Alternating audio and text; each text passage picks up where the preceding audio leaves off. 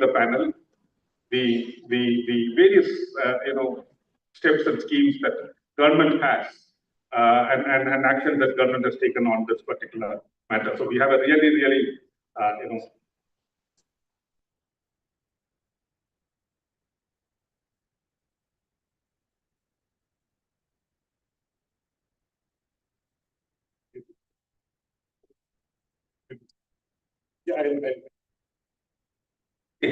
So Dr. Madhu, feels that he should. When I was going to invite Madhu, but he feels that he is somebody who can help in building a consolidation of the various things that you said. So I think I'll take that. So which also means that there's a little role that I'll have to do for 5 minutes on this. See, and I also want to the ones organizing the logistics of this presentations, etc. Madhu doesn't have a presentation, so don't worry. The first is Munir, but that's after I called. See, the farmer-wildlife conflict, if you all know, in your bags, there is a QR code. And in the QR code, if you click on the QR code, you will get the notes of the meetings, of the various issues that we are talking about. One of them is about the farmer and wildlife conflict issue.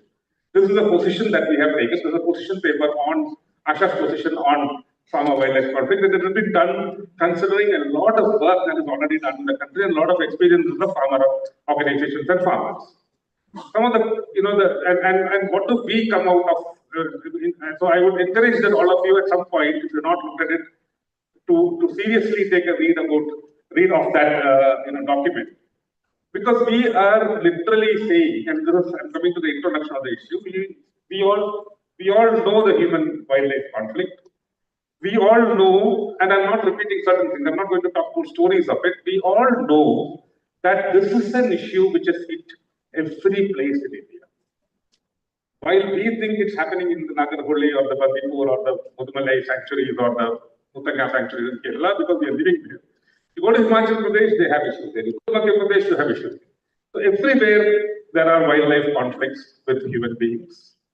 And there are hundreds, so many different reasons for it, and we are still grappling with this. But in most cases, we are seeing that the farmers are left to the lurch. They are facing it firsthand, on the front, literally like a battle, unfortunately. And these are two things that shouldn't have been a battle, because these are species that have coexisted for centuries. And yet we are having a serious conflict in the past 20, 30 years. It's actually increased. One of the big reasons, obviously, is the entry of development into these places, pristine, conserved places, and they have been disturbed. But there are other reasons, various reasons which we will listen to, including climate change.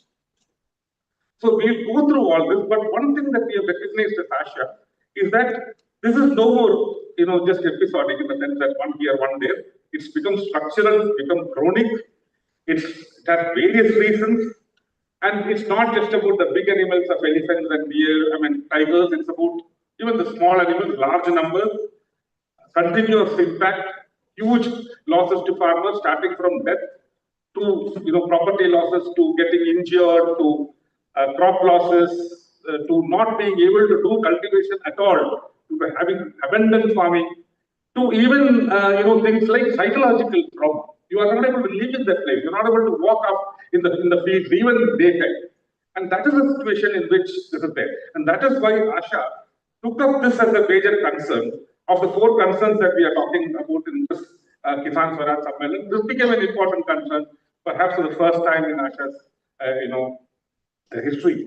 And we are looking at it as to how do we approach the problem. And that is what we will try and see whether we can reach some conclusion.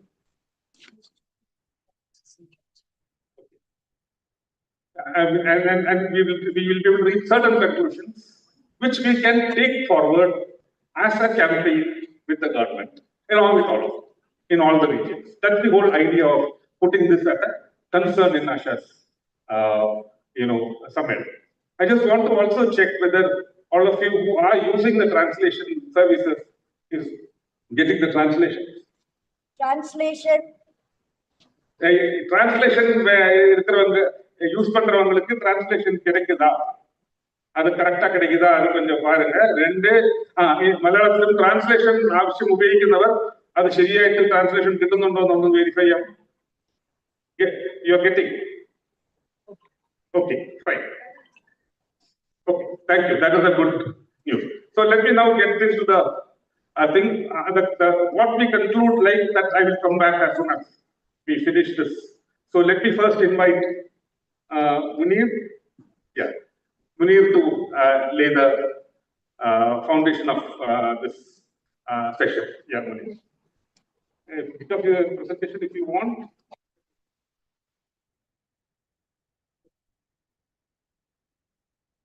Munir's presentation.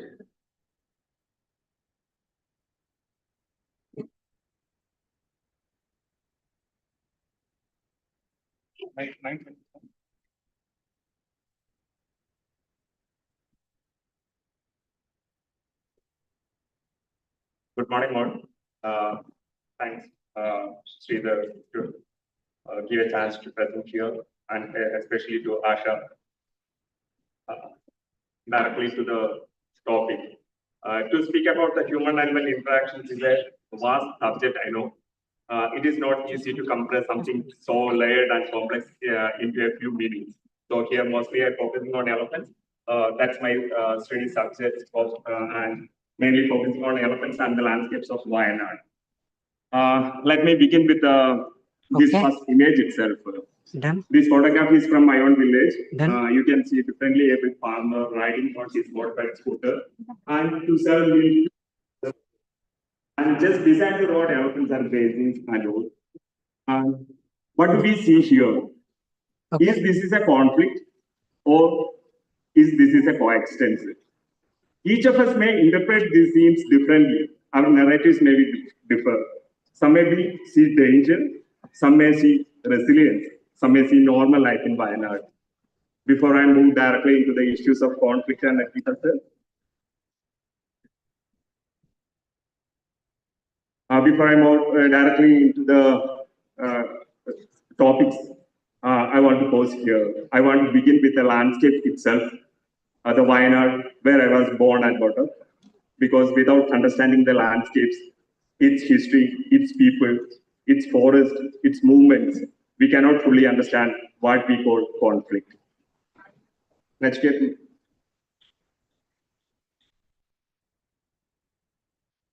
Wayanad is not districts only. It's a biodiversity hotspot.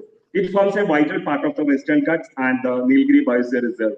Ecologically, it is one of the most important elephant landscapes in South India. But at the same time, it is not an untouched forest.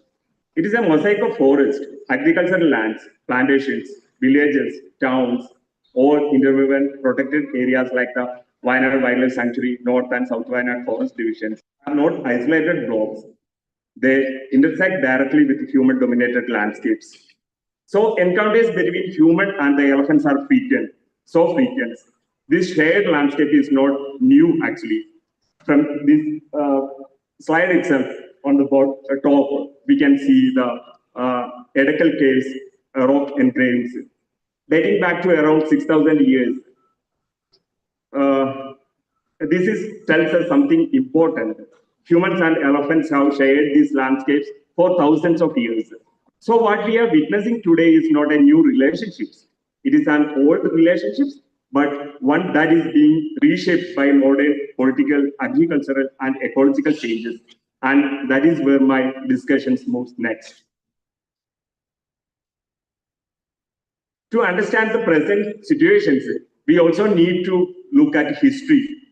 Wayanad has many rulers. In the 14th century itself, it was under the Veda kingdom, a traditional or indigenous tribal community. They ruled Wayanad. At that time, the land was not just property; it was part of life and culture. Later, many people came to Wayanad because of its spices and the trade routes. Paishiraja from the Kottayam royal family introduced an organized land tax systems.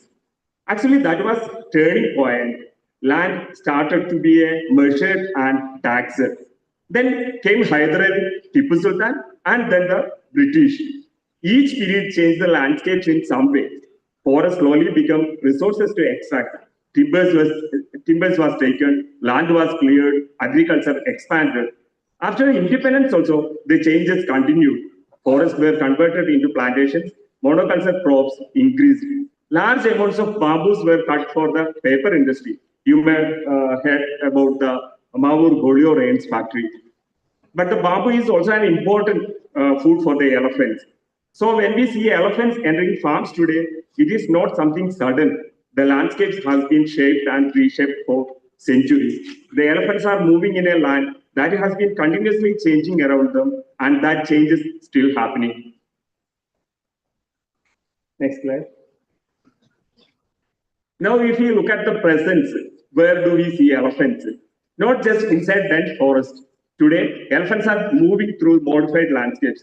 We see them in evergreen forests, yes, but also in degraded forest patches. We see them in plantations. Next slide. And one more. Everywhere we can see the elephants. They are not staying only inside protected areas. They are using whatever landscape is available, forest edges, agricultural fields, river banks, plantations, estates, etc. These tells us something important. Elephants are adapting to change. They are learning to move through human-dominated spaces. They are adjusting their behavior to survive in landscapes that is no longer continuous forest. So the question is not just why elephants are coming out. The bigger question is how has the landscape changed in such a way that elephants are now everywhere within it. They are not outside the system actually. They are inside the same shared landscapes that we are part of it.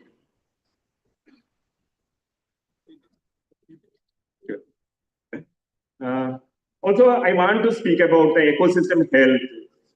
As you may know about the ecosystems in the forest inside the things like that, the invasive species and all. Most of the around 40% of the wildlife sanctuary is already covered with the invasive species now. Yesterday also, in the parallel discussions, we already discussed about the food availability of the elephants inside the forest and all. We asked why they are coming out. Is there enough food inside nowadays? But now it has spread widely in Wayanad. The Senna spectabilis, it's covered most of the areas. Elephants are nowadays the elephants are eating the seeds of the invasive species Senna spectabilis. We can get it in the dung of the elephants also. Next, could you please show the video? From the dung itself, we can get lots of seeds of the invasive species. We using crores of rupees to for the restorations works and all. But the elephants also spreading the invasive species all over the places. On paper, the forest cover may be increasing every year. Statistics may show positive numbers, but we need to ask deeper questions. What is the quality of our forest? Is it healthy, diverse forest that can support wildlife? Or it is a forest in name, but dominated by invasive species? So when we talk about the elephants movement and conflict, we also need to look at what is happening inside the forest itself, because the issue is not just how much forest we have, but what kind of forest we have. Next slide. We also need to understand the nature of Wayanad boundaries. The boundary between forest and farmlands is not very clear. On the map, we can draw a line, but on the ground, it is almost invisible. Farms, forest patches, plantations, and settlements are all mixed together. So, the invasive species or the ecosystem health is the only concern about the conflict? No. Let me give one simple example. During the monsoon season, there is actually more food available inside the forest. Water is abundant, vegetation is fresh. But that is also the season of jackfruit, mango, and paddy in the farms. These crops are highly attractive to elephants. So even when food is available inside the forest, elephants move towards agricultural lands. And during this time, conflict incidents often increases, sometimes more than in the dry season. So it is not just about scarcity inside the forest. It is also about attractions outside the forest. And over the years, land use patterns have changed a lot. If you look at the map, you can clearly see the fragmentation. Could you move the next slide? Next. The land use patterns already have changed more. Forest patches broken into smaller pieces, more roads, more settlements, more plantations. So elephants are moving through landscapes that is increasingly fragmented, but still connected enough for them to pass through. That is why the boundary is not just ecological, it is a social and economic, and that is where negotiation begins. Next slide. Just while seeing the camera trap images, you just look on the time, just 8:28. Next slide. Play the video.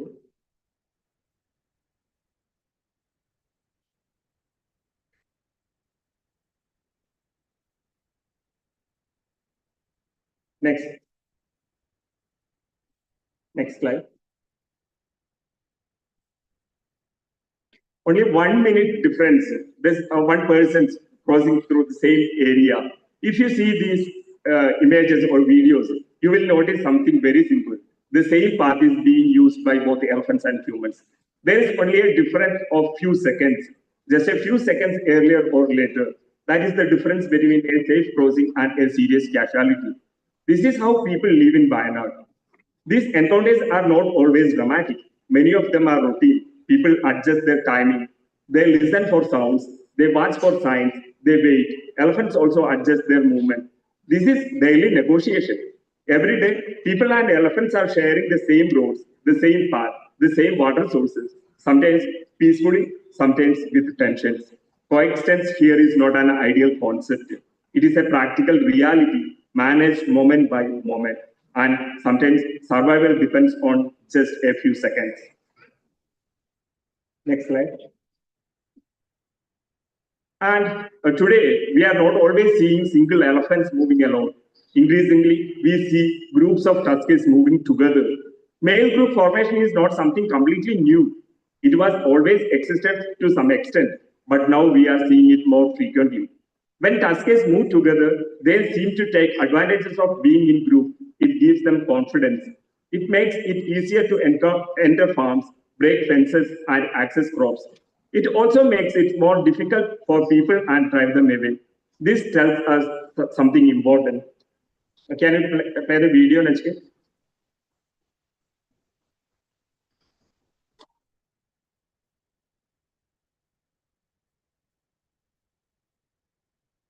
The elephants are not just reacting randomly, they are learning, they are adapting, and they are responding to the pressure and opportunities in the landscapes.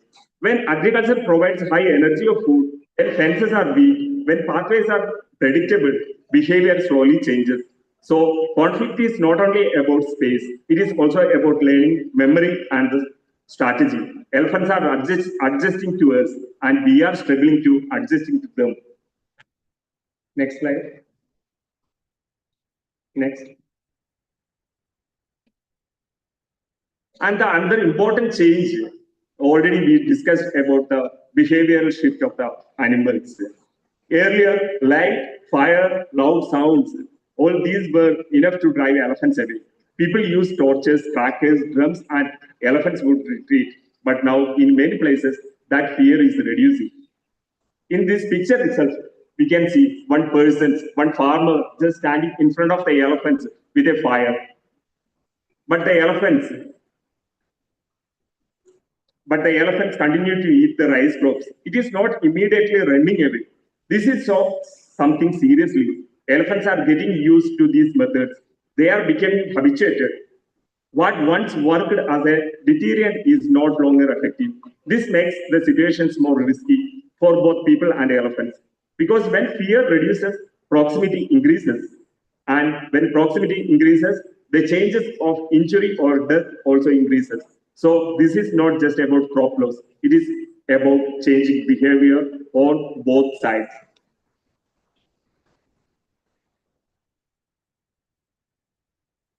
Next slide. Next. And these are the areas. Okay. And these are the areas already mapped where is the high intensity of the human-elephant conflict. Actually, it is only near the only mapped near the Wayanad Wildlife Sanctuary and all. Next slide. Now, if you think from the farmer's side, the situation is very difficult. For them, this is not just an ecological discussion, it is a daily burden. During my post-graduation, I did a study to understand how much additional cost farmers are facing because of conflict prevention. Next slide. What I found was significant, and about 31% of the total agricultural expenses were additional to cost, only for conflict prevention.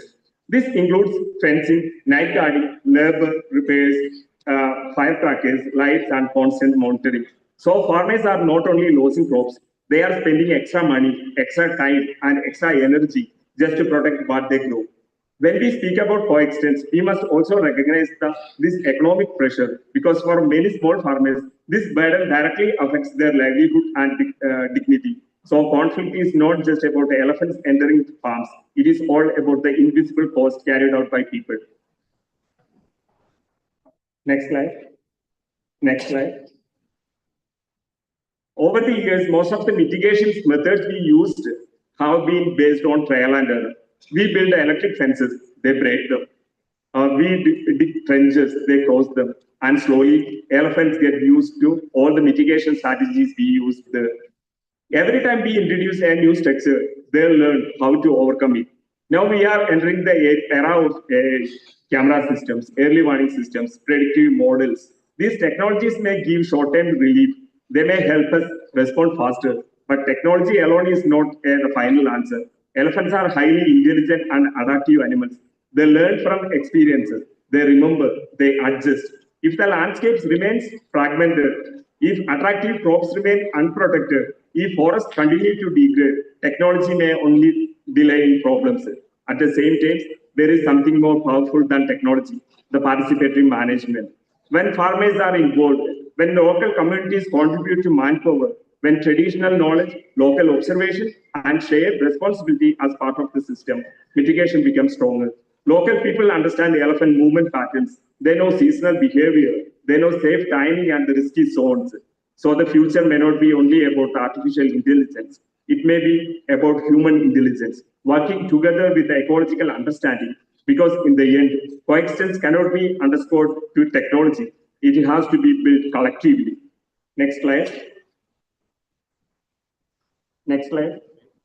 Yes, sir. Just I will stop here.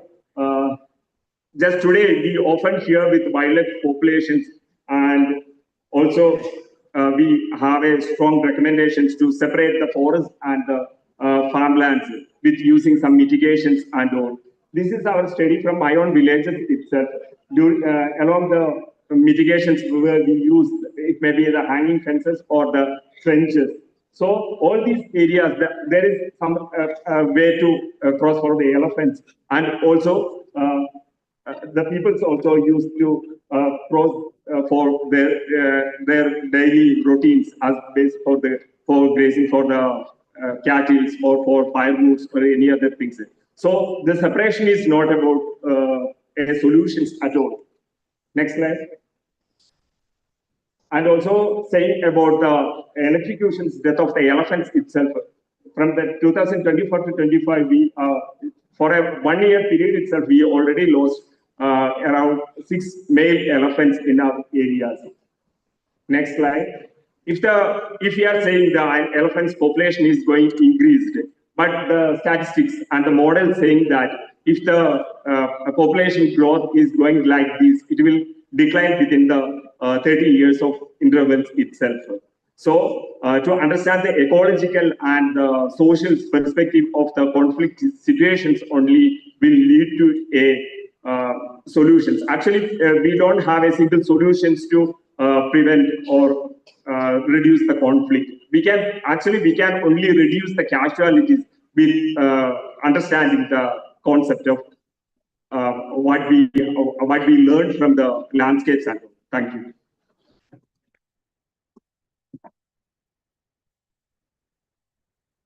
Thank you, Munir, for keeping time in some strategy. Just 1-2 sentences on this. One of the key learnings from what he has presented is this, that right now we have a huge drive on AIs and all sorts of things to try and solve the problem.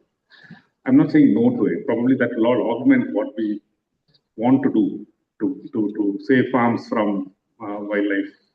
But what is essential is this whole idea, question of traditions and what are the methods we used to do. And perhaps the situation is much more serious. So we may have to augment it with all the technology, but it does not substitute the natural intelligence questions. The question of how we use indigenous methods, how we use traditional methods, how we use human force itself. Yesterday, in all these three discussions that we were having, a lot of women farmers and men farmers were actually telling us that that works better when they are on the field more time, when they are on the field, challenging these, chasing them away, and over the time they're seeing, solutions coming up or some sort of reprieve coming. So I think that's something that needs to be considered seriously as a policy question, because it is actually less and less support is going towards such human resource based mitigation methods, and more and more money is actually going into non-human technology based mitigation methods. So that's something that I just want to flag. Malavika, please. See, Malavika would talk initially, and when she asked for the video, please put it.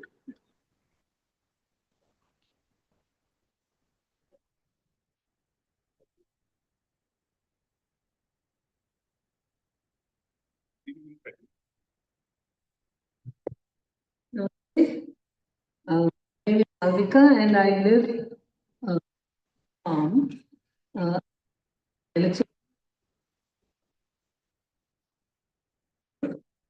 The farm is called the Open.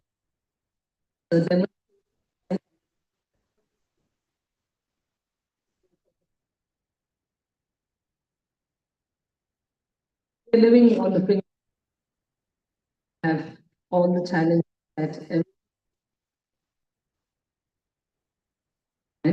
and the elephants, wild boars, tigers, leopards, wild boars, and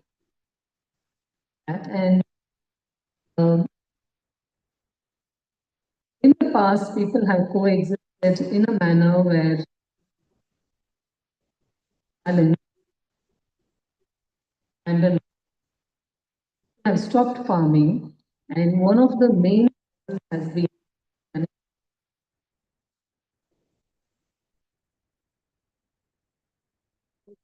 addition that we have the weather pattern, a lot of other things that are challenges that everyone else animal conflict and has been. We started a project called the 1000, and this was in response to 2016. There was a drought in this Gram Panchayat, Mangala Gram Panchayat, actually saw about 70 livestock dead because of government aid that and farmers were totally.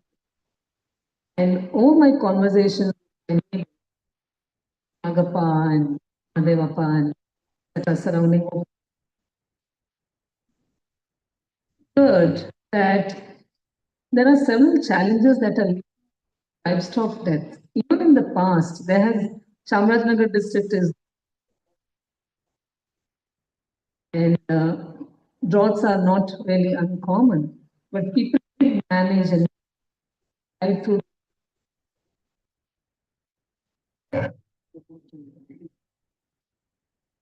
Okay. Yeah. So what was it that was missing? Missing link was there was always something called as Bilu. There was always a piece of land in the farmland which was available for wilderness. There were some trees, there were some pockets of wilderness that was available for people to harvest, and like perennial fodder, tree fodder. There were figs, there were banyan, there were many other species that were easily and readily available to overcome this drought dry period. It was missing. So earlier there were joint families, there's land fragmentation, the landscape was divided and farmers were, just owning maybe 1, 2 acres of land. And then there was very little of land that was available for cropping. So they destroyed the bunds, they destroyed the trees. So this was missing. The tree system from the landscape was missing. It was a fallback for people to go back to when there was a drought situation. So, and then of course many other challenges. I'm going to keep this limited to animal conflict and the interventions that we had with the. So we figured that bringing back tree systems, one of the ways to prevent a recurrence like this. So how do we go about, planting? Of course, it's a dry land, it's semi-arid landscape. Water was one challenge. We figured, how we can in a way where we can share resources from the ones who already had water. But more than that, how do we protect the trees? How do we go about, ensuring that they're not grazed upon by wildlife and also stray cattle, goats, and so what we started was a conversation with the farmers, which took 2 years to arrive at certain strategies. Of course, fencing was the first thing that they all came up with. Okay, we need some kind of a solar fencing to be able to kind of offer protection from the cattle and wildlife. And we said, okay, let's come out with a holistic design strategy where while we are offering fencing, now we all know that the solar fencing costs are high, and if farmers are owning small acreages, it can really be exorbitant. And the forest department offers 50% subsidy, is still too high for a small farmer to be able to afford. And even that requires so many visits to the forest department, and it's actually for the benefit of the ones who can afford the fencing costs. It's not really farmers. So that's another discussion. But so we said, okay, how do we minimize? There's so many challenges that we had to look at. One is reducing the fencing costs. Second, night vigil, watching the crops at night, managing the fences. So if there are farmers who are owning small holdings, it's very difficult for them to stay up for the entire period of the crop, especially when they're ready to harvest. So how do we kind of overcome these challenges? What we came to was, how can we group the farmers together in a way where the input cost is reduced? There is shared ownership, there's shared responsibility, and also there is a community night vigil till the trees grow up and they are at a stage where we don't have to worry so much. So we set out certain guidelines. The farmers had to agree with guidelines. Some of them being the 4 main being, one is to shift from chemical to non-chemical farming, to implement water harvesting structures on their lands, depending on the land, it was something that we designed later. I won't go into the details of that. And plant at least 100 trees per acre on the landscape. This was to ensure food, fodder, and livelihood security for them. Of course, the other benefits of the system was to build soil fertility, to enhance water infiltration, to create habitat, biodiversity, all of that. So the farmers had to, this was mainly for farmers who were owning less than 5 acres of land each. So there had to be a minimum of 4 number of farmers who would come together. They had to find their own partners and collectively own at least 10 acres of land, contiguous 10 acres of land. And once they formed the groups, it could be more than 10 acres, it could be up to 50 acres, it did not matter. It could be more than 4 farmers, but this was the minimum requirement. And they came together as a group and we raised funds to provide for the 75% of the fencing costs. The farmers had to put in 25%. They needed their skin in the game to ensure that the farmers were serious. So they put in 25% of the fencing costs. Now this was the first step. And the farmers had to provide labor. In the sense, we also wanted to build capacity with the farmers where they learn how to install the fencing. They learn how to fix it, they learn how to manage it. that reduces, the time, waiting time when they have to refix the fences or repair. Also building strength within the community, to be able to implement any such fences around, in the region. So it was also a local enterprise. Now, that was the fencing part. Then the second part was, in terms of selection of tree species, there was combination of tree species that was selected, which is not very attractive for wildlife. And the way they were planted was, farmers don't want to plant trees in the farmland. Yesterday, I was having a conversation in one of the parallel sessions as we're continuing to do the same thing that we're expecting. Now, why not shift from growing annual crops? Do that, but then limit them in such a manner that we are also parallelly, building our tree systems, building perennial systems. And I think it's important for us to also shift our understanding of, so the indication as to the, I'll have to catch up. Yeah, so what we did was boundary planting. Okay, farmers want to continue to do crops, so we said we'll plant along the boundaries, and in the boundaries we staggered the tree planting and planted them in rows, so create a visual barrier for wildlife. These are fast-growing species that are, like say, we have citrus, we have soap nuts, we have, silver oak. Of course, there's again certain species are controversial depending on where they're located in the forest. How close they are to the forest, we would select this. And at the same time, also to study the patterns of the elephants. If the elephant's broken in today, it's important to ensure that they stay vigilant and kind of watch the pattern and ensure that it doesn't.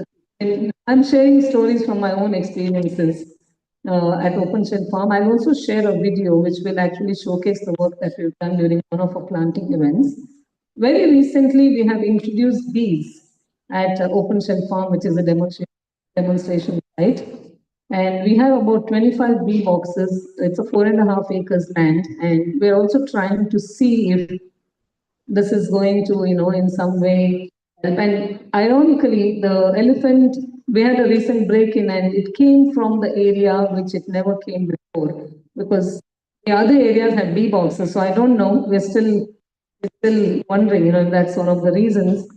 But what I want to say is there's no silver bullet, there's no permanent solution to any of this. Like Mr. was speaking about, how elephants are also constantly evolving and they're also strategizing. Somewhere for us to find some ways of coexistence.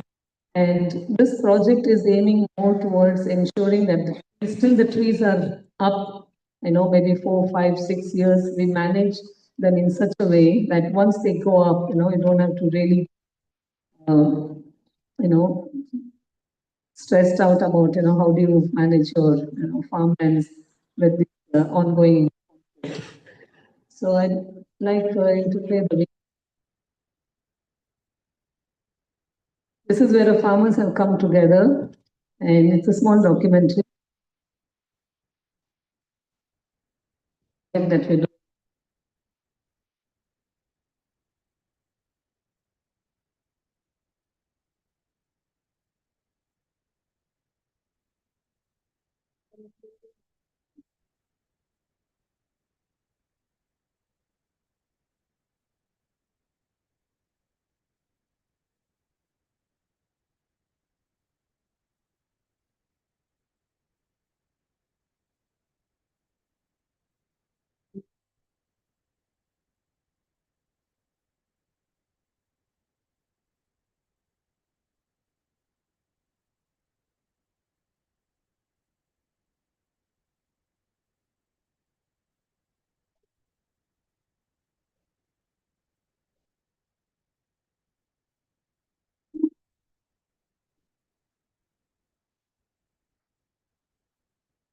This landscape is at the edge of the forest. It faces all the human-animal conflict, and the farm we're standing in is an outcome of that. It also represents the degradation we've seen through our agricultural practices over thousands of years, and especially over the last few decades. It's on the plateau that is coming down from the mountain side. So there's been a lot of erosion because it's also a bit rocky soil. So you can see that through the years, a lot of the topsoil is gone. I realized that I was not a person who would continue to live in a city, and that life was definitely not attractive for me. I just wanted to, be on a piece of land. And when I stopped pushing for it, things fell in place, and I ended up being on this land. ಅಲ್ಲಿ madam ಬಂದಾಗ full ಖಾಲಿ ಖಾಲಿ ಇತ್ತು. ಅವ್ರು ಬಂದು ಗಿಡಗಳೆಲ್ಲ ಹಾಕಿದಾಗ ನಾವು ಏನಕ್ಕೆ ಹಾಕ್ತಾರೆ ಈ ತರ ಅಂತ ಮಾಡ್ತಾ ಇದ್ದು. ಒಂದು ಬಿನ್ಗೆ 3 ಗಿಡಕ್ಕೆ ಹಾಕ್ತಾ ಇದ್ದು. ನಾವೇನೋ ಬರುತ್ತಾ ಬರಲ್ಲ ಅಂತ ಡೌಟ್ ಮೇಲೆ ಹಾಕ್ತಾ ಇದ್ದು, ಆದ್ರೂ ಚೆನ್ನಾಗಿ ಬಂತು. ಎಲ್ಲಾನು ಬೇಡ ನಾವು ನೋಡಿ ಅದು ಅದಕ್ಕೆ ಅವ್ರಿಗೂ ಅನುಕೂಲವಾಯ್ತಾ, ಆ ಗಿಡಗಳಿಗೂ ಅನುಕೂಲ ಆಗಂತ ಪೊಸಿಷನ್ ಅಲ್ಲಿ ಮಾಡಿದ್ರು. ಕೃಷಿ ಮಾಡ್ತಾ ಇದೀನಿ, ಈ ರೀತಿ ಮಾಡ್ತಾ ಇಲ್ಲ. ಇದೊಂಥರ ಡಿಫ್ರೆಂಟ್ ಈ ಕೃಷಿ. ಮರಗಳ ಆಧಾರಿತ ಕೃಷಿ. ನಂತರ ಇದು ಪರ್ಮಕಲ್ಚರ್ ಅಂತಾರೆ. ತುಂಡು ಬೇಸಾಯಗಳು ಇದು ಮಾಡಿ ಇದರಲ್ಲಿ ವಿವಿಧ ರೀತಿಯ ಬೆಳೆಗಳನ್ನ ಬೆಳೆಯುತ್ತದೆ. Permaculture in that sense is like it's not a methodology, it's a design science. The principles can be applied to any context. ಈ ಪೇಂಟಿಂಗ್ ಅಲ್ಲಿಂದ ಈಗ ಪೇಂಟಿಂಗ್ ಅವರಿಗೆ ಪ್ರಾಣಿಗಳು, ಕಾಡು ಪ್ರಾಣಿಗಳು, ಆನ, ಹಂದಿ ಪ್ರತಿಯೊಂದು ಹಿಂಸ ಆಗೋಗಿತ್ತು. ಈಗ ಅದರಿಂದ ನಾವು ಏನು ಬೇಡ ಅಂತ ಪೊಸಿಷನ್ ಇರ್ತಿಲ್ಲ. ನಮ್ಗೆ ಸೋಲಾರ್ ಪ್ಲಾಂಟ್ಸ್ ಅವಶ್ಯಕತೆ ಇದೆ. ಇಲ್ಲಿ ಮೇನ್ ಸೋಲಾರ್ ಪ್ಲಾಂಟ್ಸ್ ಇದ್ದರೆ ಇಲ್ಲಿ ವ್ಯವಸಾಯ ಮಾಡಕ್ಕೆ ಆಗ್ತದೆ. So right what we see here is, a project of social permaculture. So this is a collective of farmers who are coming together and tying up all their lands to implement water harvesting strategies. First ನಾವು ಇದು ಒಂದು trench ಮಾಡ್ತಾ ಇದ್ವಿ. ಅದು ನೀರು ಯಾವ ಕಡೆ ಹೋಗುತ್ತೆ ಆ ದಿಕ್ಕಿಗೆ ನಾವು ಟ್ರೆಂಚ್ ಮಾಡಿಸ್ತೀವಿ. ಬಿದ್ದಂತ ನೀರು ಕೆಳಗಡೆಗೆ ಹೋಗ್ತಾ ಇತ್ತು, ವೇಸ್ಟ್ ಆಯ್ತು. ಅದು ಎಲ್ಲೋ ಹೋಗಿ ಎಲ್ಲೋ ಸತ್ಯ. ಅದಕ್ಕೋಸ್ಕರ ನೀರನ್ನ ಕೆಲಸ ಮಾಡಿದಾಗ ನೀರು ನಮಗೆ ಶೇಖರಣೆಗೆ ಭೂಮಿ ಉತ್ಕೃಷ್ಟವಾಗುತ್ತೆ. Then the second step is to clean up the space, to build a vegetative system. And we're starting off with trees. And most of these trees are nurse species, pioneer species, and forest timber and forest species. So agroforestry is, I would say, one of the pioneer working systems for permaculture, because it ultimately has to do with land and land sort of remediation. Almost 1,000 saplings plant ಮಾಡಿದ್ರು ಬೆಳಗ್ಗೆಯಿಂದ. This potential ಇದೆ. I think we're slowly trying to bring it closer to its own potential. ಇದು ಆಮ್ಲಜನಕ ಸಿಗುತ್ತೆ, ಅರಣ್ಯಗಳ ಸಂತತಿ ಹೆಚ್ಚಾಗುತ್ತೆ, ಮಳೆ ಬೀಳುತ್ತೆ, ಅಂತರ್ಜಲ ಹೆಚ್ಚಾಗುತ್ತೆ, ಮಣ್ಣಿನ ಸವಕಳಿ ತಪ್ಪುತ್ತೆ. You see the difference in the landscape in the forest and here, and it's very evident that nature has taken a backseat here. So can you reimagine agroecology and sync with the forest? So this is a great experiment to do. ಇದು ಹೊಸ philosophy ಅಲ್ಲ, ಸುಮಾರು ವರ್ಷಗಳಿಂದ ಇದೇ ಇದ್ದಿದ್ದು. ಸ್ವಲ್ಪ ನಮ್ಮ roots ಇಂದ ಹೇಗೆ ಡೈವರ್ಟ್ ಆಗಿದ್ದಾರೆ, ನಮ್ಮ ಜನಗಳಿಗೆ ಮತ್ತೆ ರೂಟ್ಸ್ ಗೆ ಅನ್ಪಿಸ್ತಾ ಇದ್ದಾರೆ. We still have a traditional system and it's still, I think, part of the psyche, so it wouldn't take long to go back.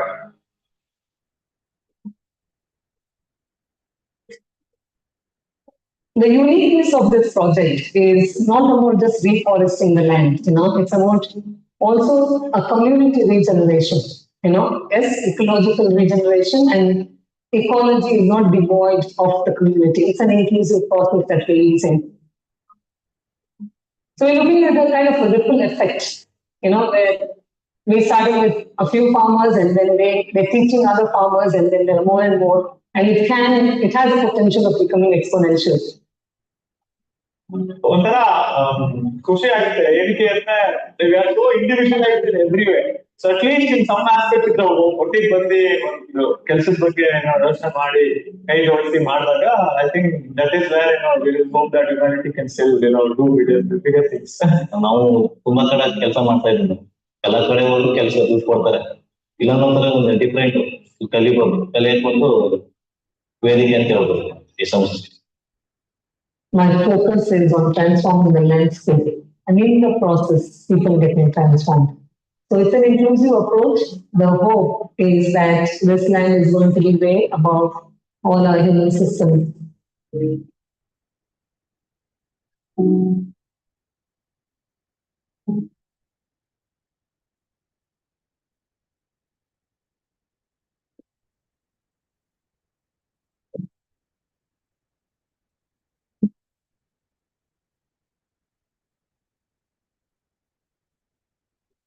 Thank you, Malvika. That was quite inspiring. Whenever you see hope, in the work that we do, and there's such a lot of hope that has already come out from this sammelan. It's always very nice. I would now like to invite, don't wasting more time, Vipin Chaudhary, Dr. Vipin Chaudhary. He has a presentation.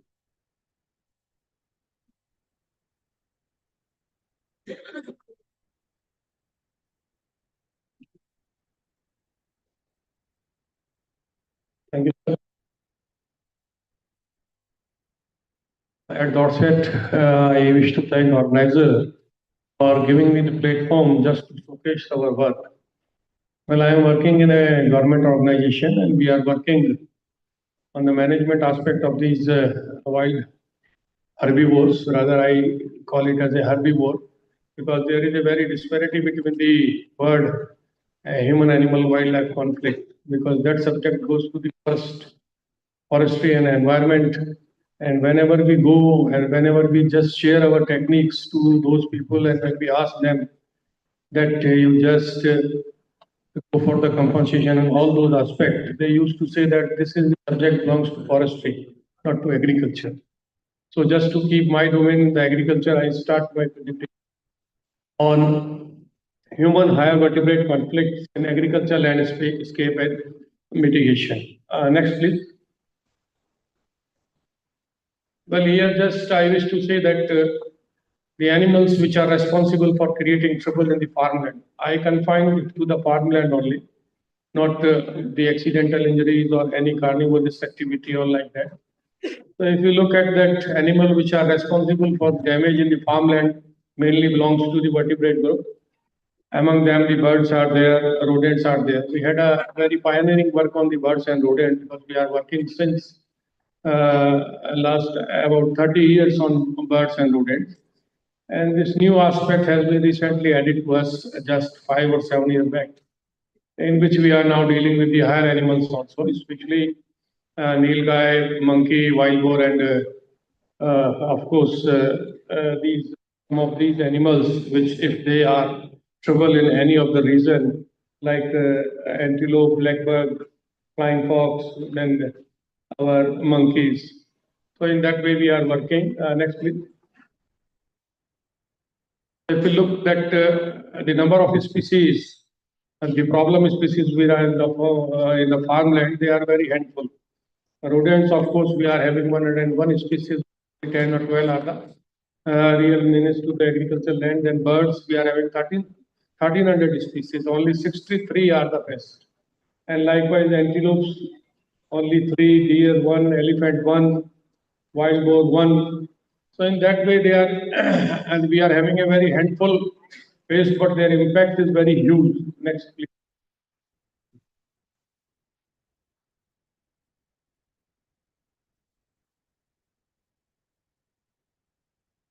So now the question arises that what is the reason that these are menace to our cropland? So obviously the reason which is quoted time and again, that expansion of the agriculture, intensification of the agriculture, and the monocultures, they are the main reason, because the monocultures are very much liked by these animals, and these are, because of that they are diminished. Then of course our population is expanding, we require more area for our agriculture. I just tell you the fact, when I started my career in 1997, we were told that our area under cultivation is 141 million hectare. And presently also we are quoting the same. That means the area is not increasing. Then how this statement is valid, I don't know. Then of course for the demand of agriculture, and I think we are having some ruling that we allow our people to act or to do some activity in the forest area. So they are going for the cultivation inside the area. So this is also one of the reasons. And the foremost, which is never discussed, that depleting resources inside the forest area. The reason is that we are at the crossroad. We agriculture people used to say that the forest area is not conducive for the wild animals, that's why they are coming out. But at the same time, the forest people blame us that we have increased the area under cultivation, that's why they are coming out. But the fact is that we are neglecting the ecology. Now, what is the ecology? Ecology is that we are having a n number of cycles running since long. And the endemic species are responsible for making any change. But the species which are coming from the outside or the invasive species, I think they were never be the part of our chain. But still we are protecting those species. The example is wild boar. Why we are protecting wild boar? We don't know. Wild boar is not playing any role in our any of the cycle or any of the chain. Still we are protecting. So that's thing I wish the organizers that you please mention a special mention to such kind of thing. That when a species is not endemic and not playing a role, then why it has been protected under the Wildlife Act, which is a menace to our farm. Next, please.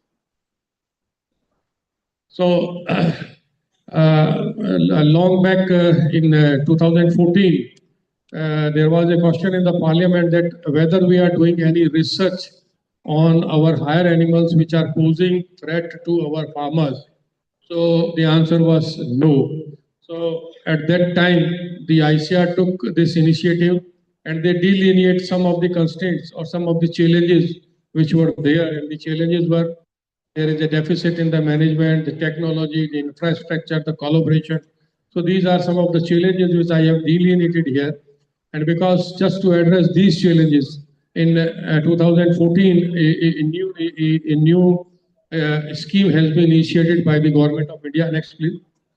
Which is called All India Network Project on the Vertebrate Pest Management. We were having these objectives that reduction in the man-animal conflict in the agricultural landscape, then spatial distribution pattern of the vertebrate and assess crop damage, and development of the cost-effective and eco-friendly technologies for the management of these animals. Next, please. So now presently we are concentrating on 4 or 5 animals because we are very few in number. Just I want to give the organization setup of our this project. The headquarters is at Kajri, Jodhpur, and I am the lone scientist working there. I am the coordinator. Under me, 9 centers are there in Telangana, Andhra, Karnataka, then of course in NEH and in Gujarat. And here we are having the centers. Then we are having 2 or 3 volunteer centers in Banda at UP. Then 1 center in the MP, 1 in the Solan. So these centers are working on this. Just I am giving you this because if you want any help or any kind of technical know-how, you can contact these centers. In Karnataka, we are having 1 center at UAS Bangalore. So you can contact at UAS Bangalore. So why the reason these animals are the problem? Of course, habitat degradation, then predatory pressure is also less. And of course, we are having the higher adaptability of these species. These species are at the higher strata. That means you can categorize them after human being. So their mental level is very high. Whatever the technology you apply to restrain them from going to any area, they adapt to that in a very few in a very less period of the time. Next, please. So we are working majorly on the biology and population of the pest species, ecology of the species which is physically with its physical and biotic environment, and understanding the relationship of the pest species to land use, management practice, and other human activities. So these are some of the ecological aspects which are necessary just to understand the pest behavior.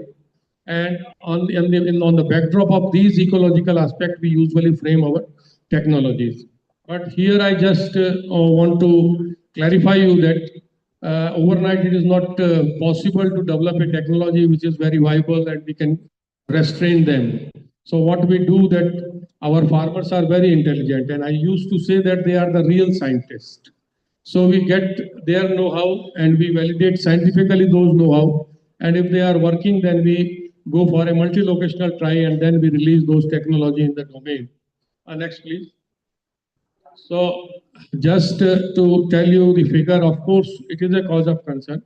We are having a very long experience in rodent and bird, and we are come out with this conservative figure. Rodents cause 15% damage and bird 9%.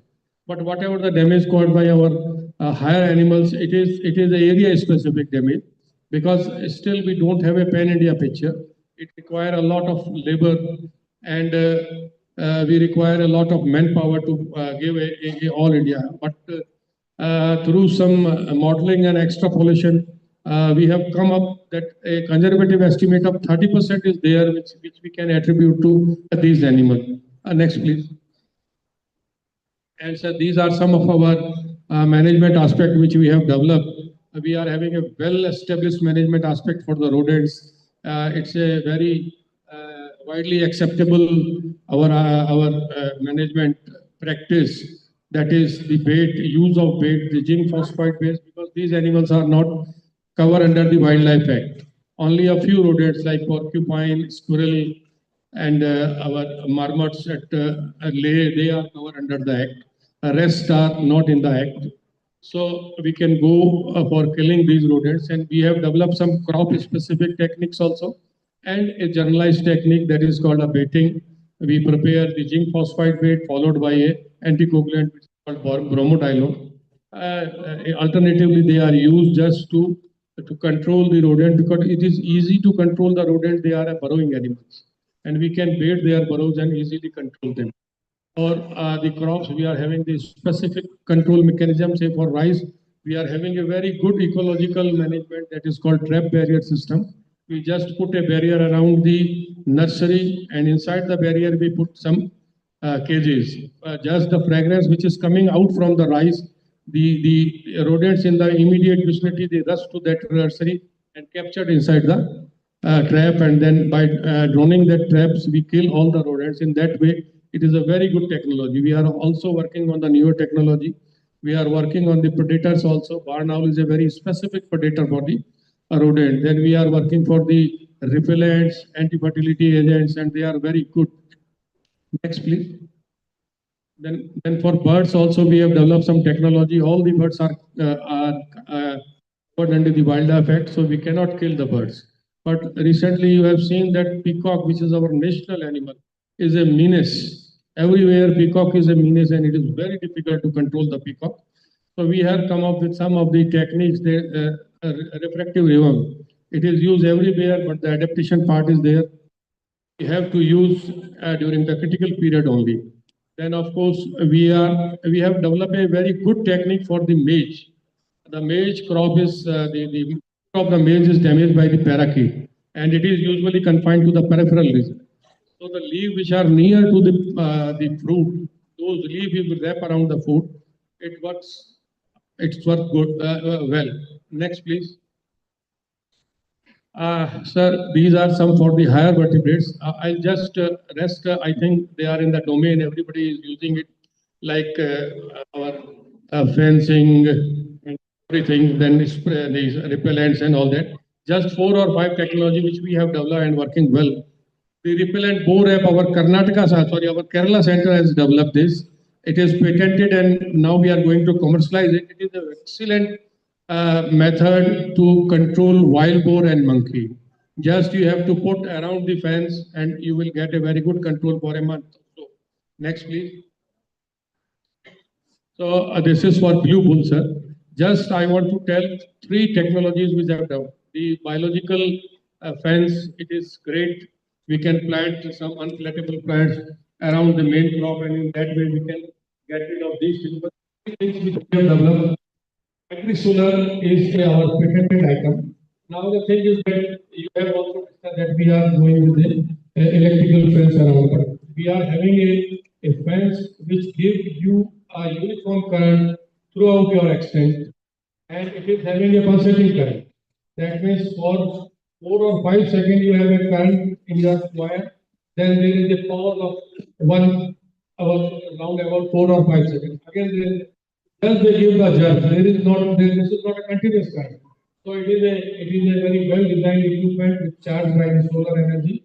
So round the clock you are having the energy in your fans. Then next please. Next please. Next. So these are some of the photographs show that how technologies are working. Next please. These are some of the biological fencing we can use around the main crop. Next please. These are the pesticides, they are working well against wild boar and next please. These are some of the indigenous that they are using, the professionals, they are using their house and all that. Next please. These are some of the legal things. Our act earlier it was having a window of farming. Now when it has been revised in 2022, farming window is not there. How we can get the animal which become a problem vermin? I don't know. It's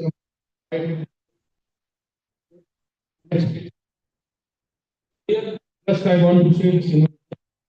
It is called bioacoustic. What we did that every animal communicating in one or other way. If they are in a regular way, they communicate. But if they are in distress, they give distress call. If someone is there, they give alarm call. Next, we just record these calls, and along with that, we record predatory call, and then we sequence these calls. Next, such calls which we usually record, and they are original calls and not downloaded from any net or anything. Next, please. So here what we do, sir, we sequence these calls, and that way you are seeing the right portion is the call. So we sequence all the call, then a call will go up, then there is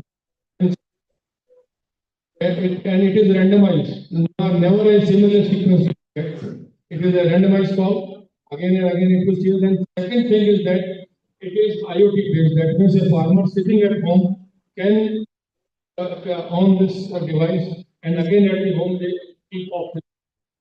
Suggest that during critical period you blow these sounds just to avoid the acclimatization. Next please. So this is our this. And it in the Telangana, Andhra Pradesh, Karnataka, Kerala, it is a good result on this.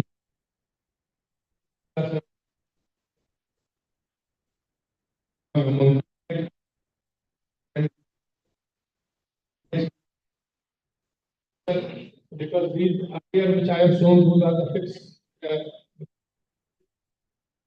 itself. But the farmer wants that he wants some portable thing.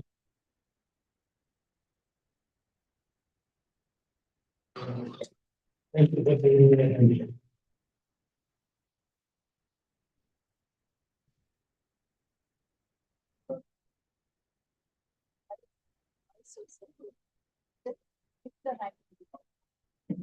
That was an amazing presentation. There are two things I want to. And obviously, the center.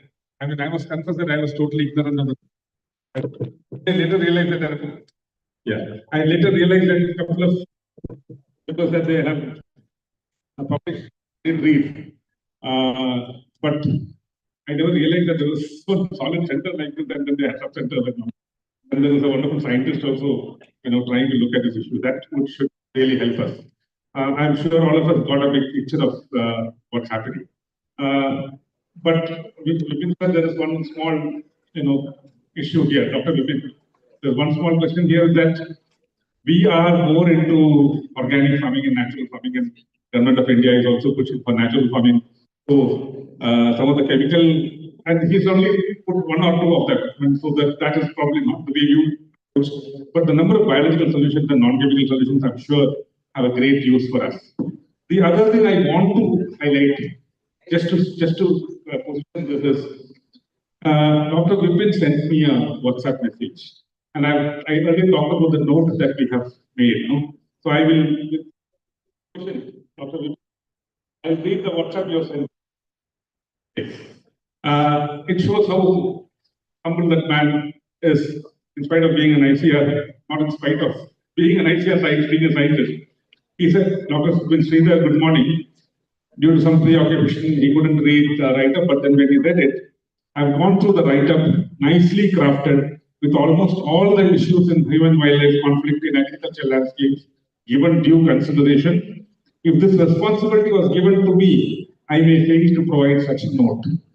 The limitations we usually face in receiving the issues, in raising the issues, you have raised all those issues.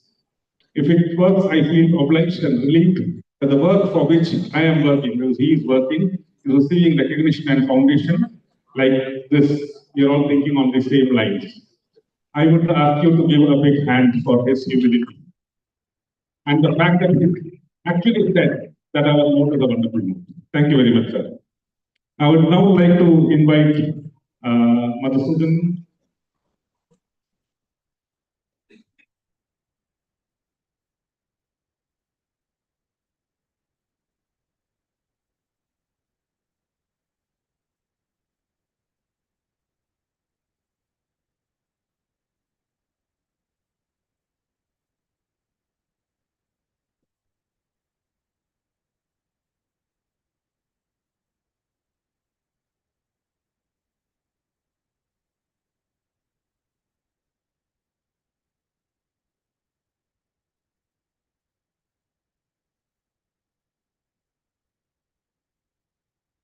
On.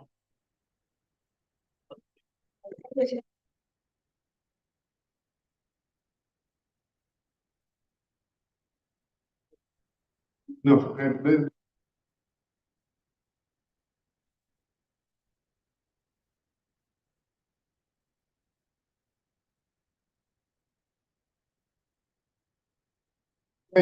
you hear me, right? Yeah. Thank you. Organizers for gathering.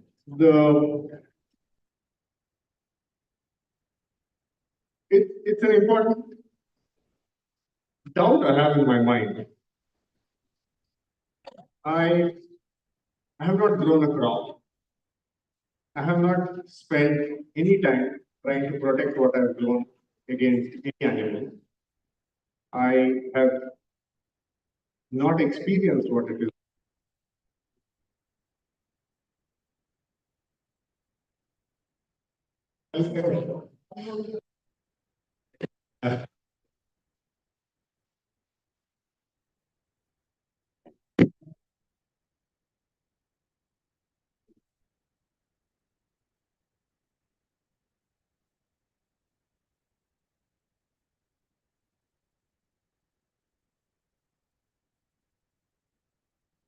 Not having known what it is to grow a crop, what it is to protect one, and not having waited in the sun all day, lost sleep all night, I don't know.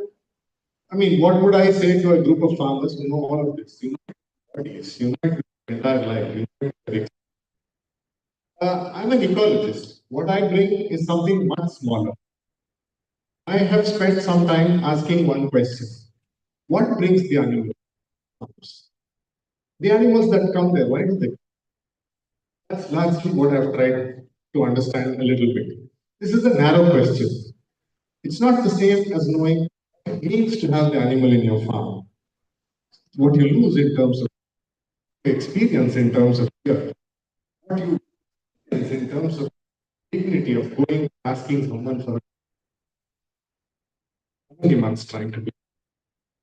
What I have is a small and partial answer to a much larger puzzle. But it might be an important small piece with which to begin. I'm going to talk about three broad things today. And then the first is about this issue of what brings an animal. I think it's something that has many causes. I think we'd like to look at some of that. So any explanation which says with confidence, with certainty, and loudness that this is why animals are coming is wrong. This is an extremely complex problem. And I think we need to understand and accept the complexity of it. We need to understand the complexity. We can have multiple simplistic explanations for this. It's not going to help. A very complex problem at multiple levels. I'll get that in a bit. The second, I don't think this is a problem between the farmer and the animal. I don't think that's where the problem is.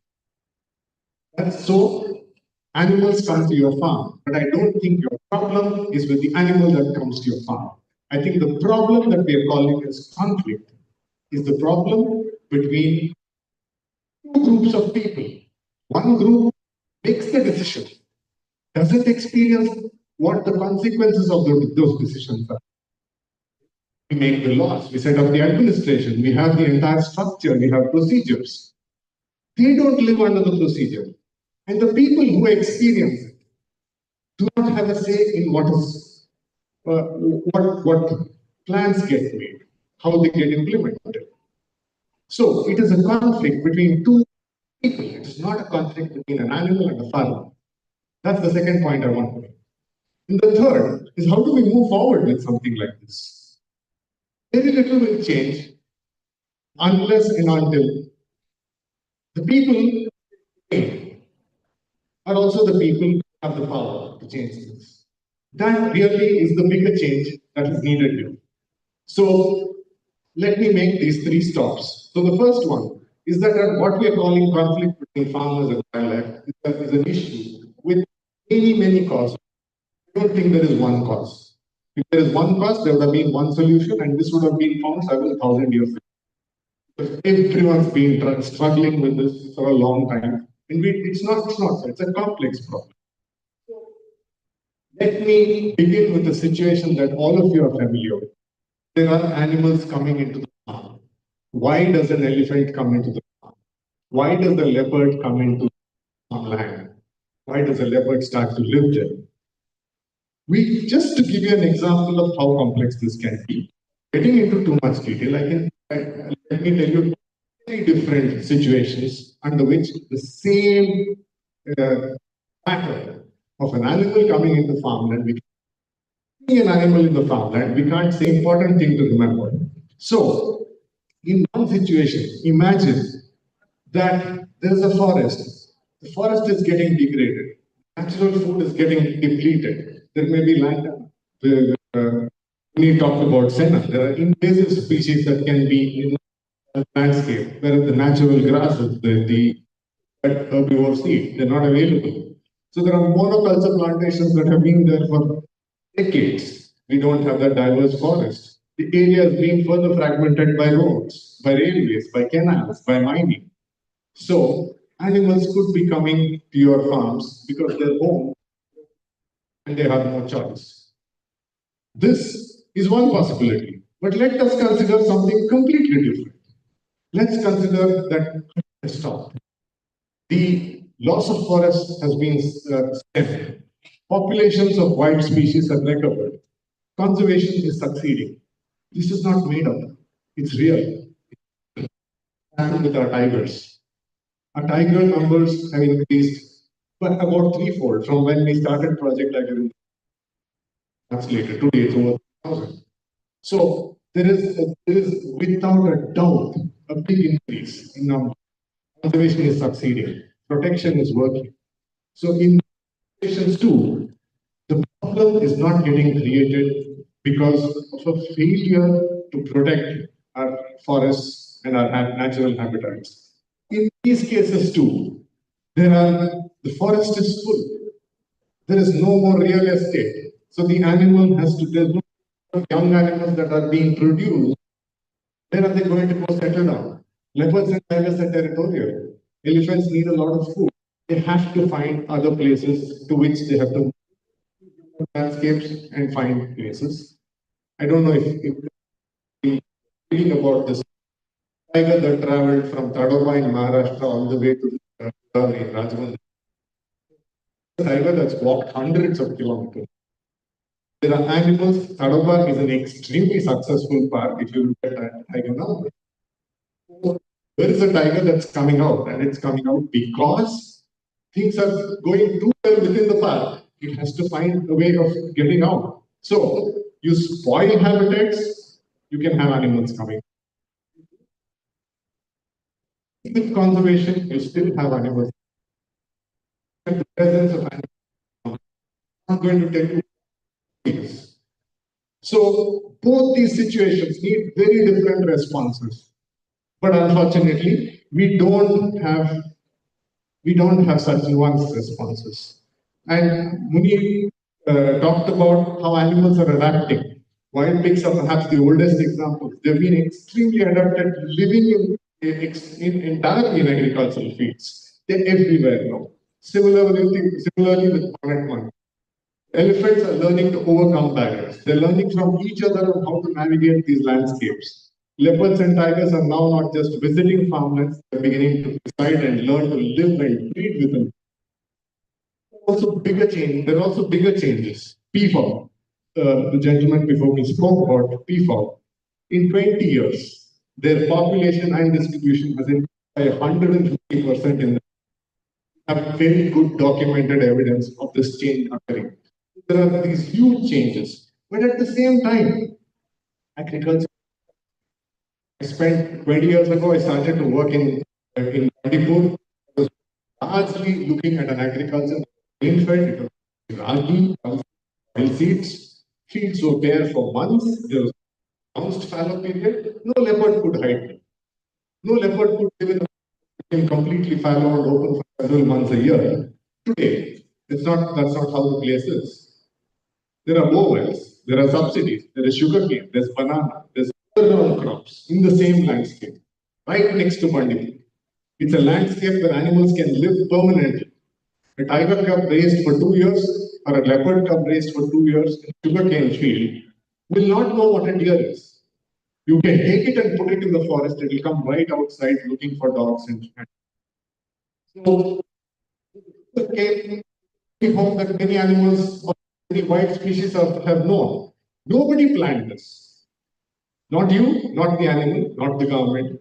This is what happens in our agriculture policy, our water policy, our conservation policy, our market forces. They all pull in different directions. They believe that they are all unrelated to other people. In the same landscape, in ways that are completely uncoordinated, without a picture, with nobody looking at the whole picture.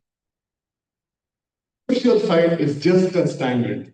So we have imagined that the line we draw between the forest and the farmland is a line that actually makes sense. Ecologically, it makes no sense.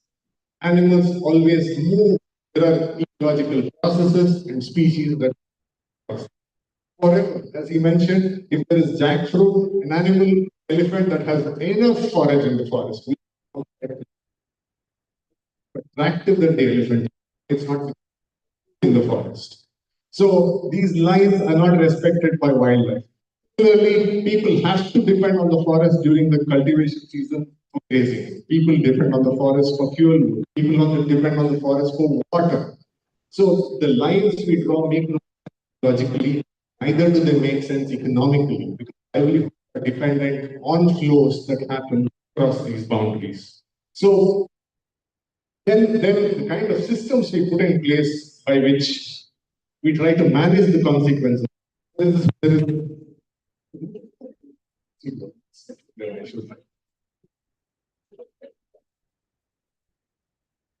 So all this makes this what is called a wicked problem. The wicked problem is it's tangled, it's stubborn, there is no single right answer.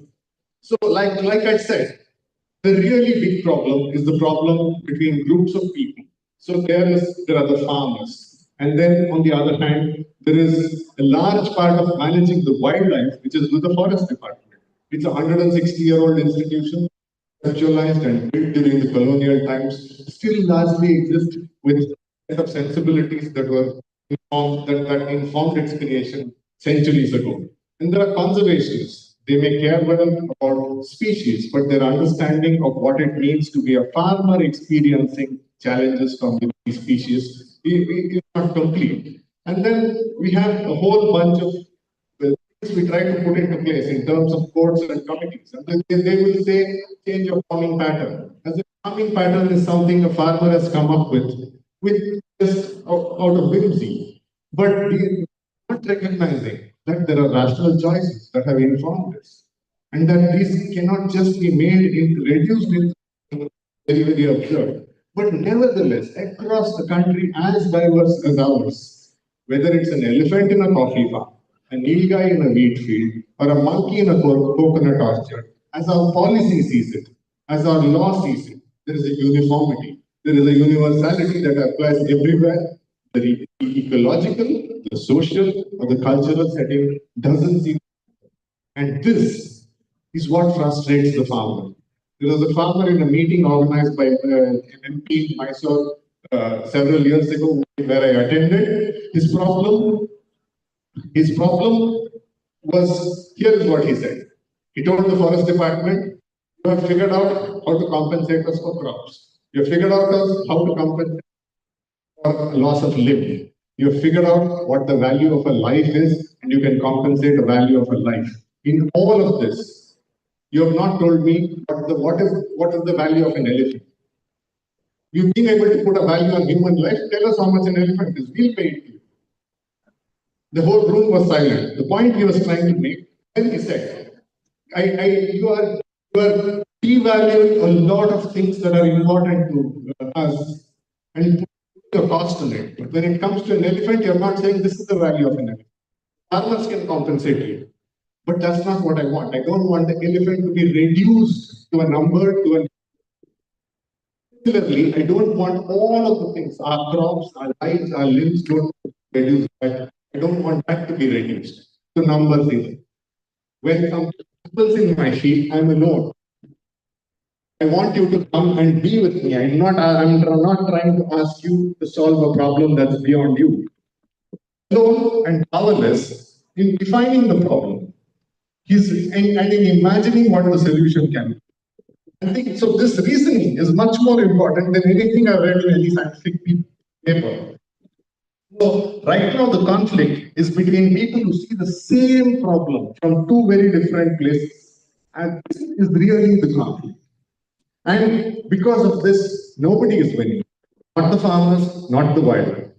So, what I want to point to here is maybe this is what allows us to, segue into the next part of it, which is the conversation about the note and so on. There's a whole part I planned to talk, which I will skip over. I don't have time for this. But what I want to emphasize here is that individually, what anybody needs to do to protect their farms and crops from wildlife, you're all doing. For us to gather here and say, here is how you protect your crops, is not a useful conversation to have. Useful conversation to have is that about the deeper systemic issues, about the institutional problems there are, about the conflict, as I said, between groups of people who make decisions and others who have to live under those. Here is where I think is the way of making this decision can be made more responsive in such a way that the people who experience the pain are the people with whom the power must rest. We are a remarkable country. We have among the highest densities of humans anywhere. We are the most populous country. But you will see that no other country, other than regions of South Asia, have this level of wildlife presence in densely populated humans. The reason for that is not a conservationist, not the government, not the forest department. It's because our people, all of you, know how to make space and live with wildlife. And I think these are the people who have both have the sensibilities that allow and the imagination to practice something as fundamentally important as farming within and addressing the challenges of making space for other non-human forms of life in ways that is not saying either this or that. That is the cultural space. We don't have physical space, but we have vast cultural space. If there's space in every one of your hearts for wildlife. And I think that is where the power to make decisions, to imagine what the problem is and create the solutions, that is where the power needs to come back. And how do we bring that power back is the conversation that I think we should be having.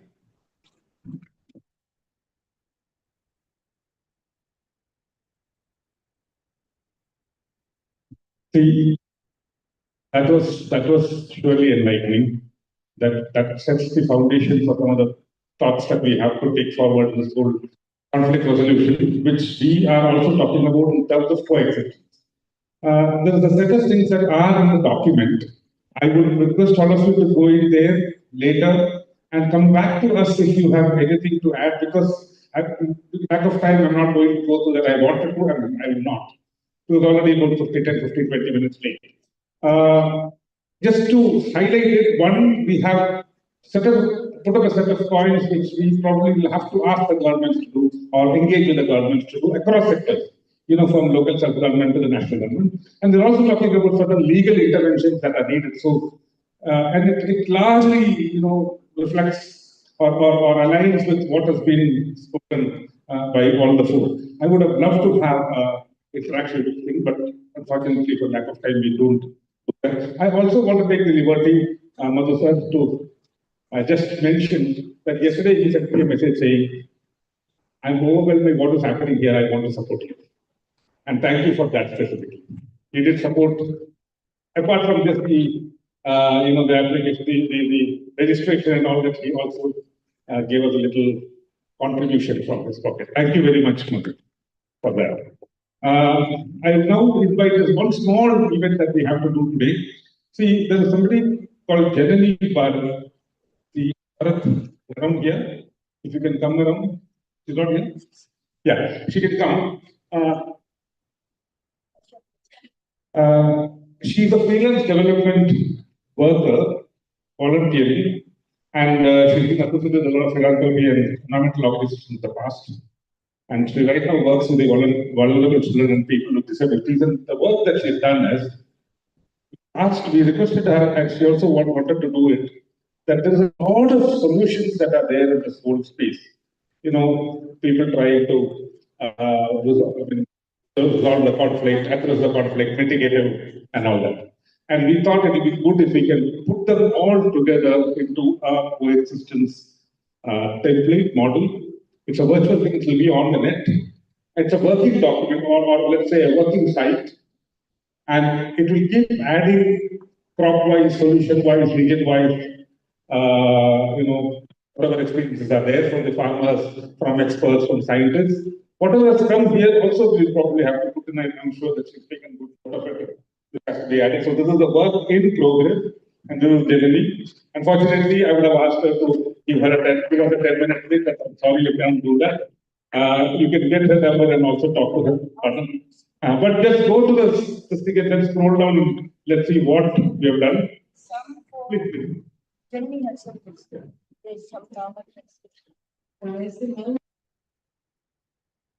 Please. Farmers. This we have done by interacting with a lot of the farmers and getting their solution for each of the problem animals. So there's a solution for elephants and there is for leopards, tigers, nilgai, peacock, monkeys. A lot of the crops are covered, and these are specifically solution oriented, what they are doing at the field level. Second one is it's largely more of an academic document that will be probably useful for researchers and CS organizations. To come down, this is also divided by the animals, the species. Yeah, so these are the species that have been covered in this compendium. And if you can scroll down, the entire PDF documents are attached below, but it is still, like they said, a work in progress. And some more work has to go into bringing it. The name of this is coexistence.kisanswaraj.in. Coexistence. I think if you go to the Asha Kisan Swaraj website, we should be able to link coexistence.kisanswaraj.in. So thank you very much. See, the hope is that we'll be able to improve on this domain with a lot of help from all of you. So keep telling us, letting us know if we have found some little solution, you have tested it out, you have experiences. There are researchers. I will also request all the four of you to keep looking at it and helping us, because this could be a very straight interface to the farmer community in India. So that is the small effort that we have taken. And okay, for the session, thank you very much. Thank you, Madhusudan. Thank you, Vipin. Thank you, Malavika and Munir. All of you. Thank you very much. And I'm sorry for not having this interaction later, but please understand that we do have, and remember, at 11:45, even if it gets a little extended, after this, we have one session, very important session. So if you have friends around who are loitering around or roaming around, ask them to come here because the next session is extremely important and very good. With that, we'll talk about it. But around, as soon as that session is over, we would have the normal parallel session. So remember, it's only after that session. Okay, thank you very much. Thank you, Sridhar. Thanks to the earlier panel. It was highly enlightening.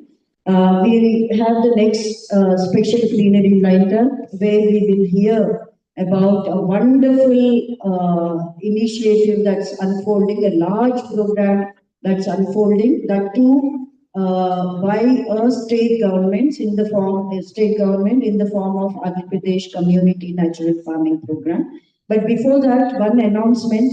I hear that there's quite a bit of confusion about the parallel sessions after this session, when they will start and so on. So this is a special instruction to Bhanuja, Usha, Devi Lakshmi Kuti, Sridhar Radhakrishnan, Senvam Ramaswamy, Nachiketu Tudupa, Kiran Visa, Rajesh Krishnan. If Nandini Jairam would please facilitate the free trade agreement session for her. Manas Arvind and Anand. The parallel sessions will start right after Mr. Vijay Kumar's session gets over, 1 hour from now. 5 minutes, you just rush into your specific classrooms. We have this special plenary starting now. I would like to introduce Mr. T. Vijay Kumar and please welcome him onto the stage. He is a very, very rare bureaucrat that this country has seen. And it's a privilege that he's made time to come here. He was originally planning to come for just literally a flying visit of 2 hours or something. Please take your seat, sir. But he changed his mind and decided to come for 2 days. He was here yesterday itself. And Mr. T. Vijay Kumar is a Special Chief Secretary to the Government of Andhra Pradesh. He heads the Natural Farming Department of Andhra Pradesh government, and he also heads the Right to Sadhikarata Samstha in the government, which is a GO-NGO. And he's a bureaucrat who's had tremendous experience in scaling up, initiatives from governments which are socially and environmentally equitable and sustainable. Probably no other bureaucrat has that sort of experience, and they were rightly placed in his hand because he has both the capabilities and the sharp perspectives required for the kind of objectives that these scaling up missions required. One is the scaling up of women's SHGs as the basis for a lot of socio-economic development that needed to take place in rural India. And he headed what went by different names, including Society for Elimination of Rural Poverty, the Rural Livelihoods Mission in Andhra Pradesh, in undivided Andhra Pradesh. And it was under him that SHGs became the foundation, which was not just about thrift and credit, but many more things, including feminist approaches about how women have a particular status in the villages. Again, it was under him that in Andhra Pradesh, a wonderful sustainable agriculture related initiative unfolded, which was called Community Managed Sustainable Agriculture Program, CMSA. And if you look at how well the non-pesticidal management of crops unfolded, it is probably the fastest adopted technology. GM crop promoters say that their BT cotton got adopted fast, but if you look at the numbers of NPM adoption in Andhra Pradesh, it was under him. It was the fastest adopted technology, and he knew how to create an enabling ecosystem for it.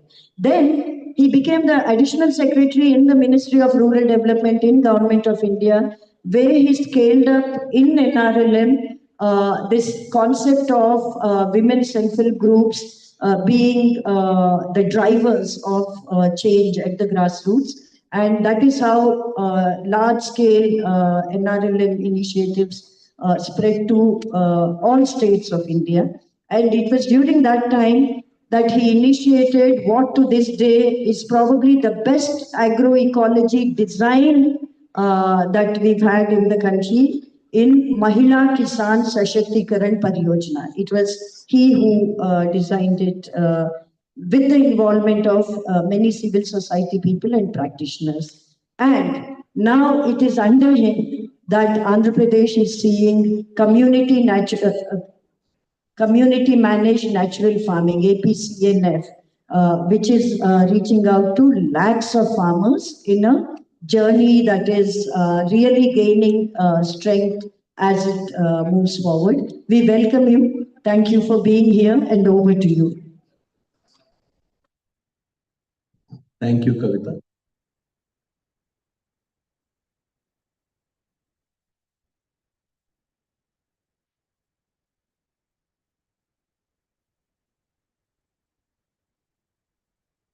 Okay. So thank you very much, Kavita, for the over-generous introduction.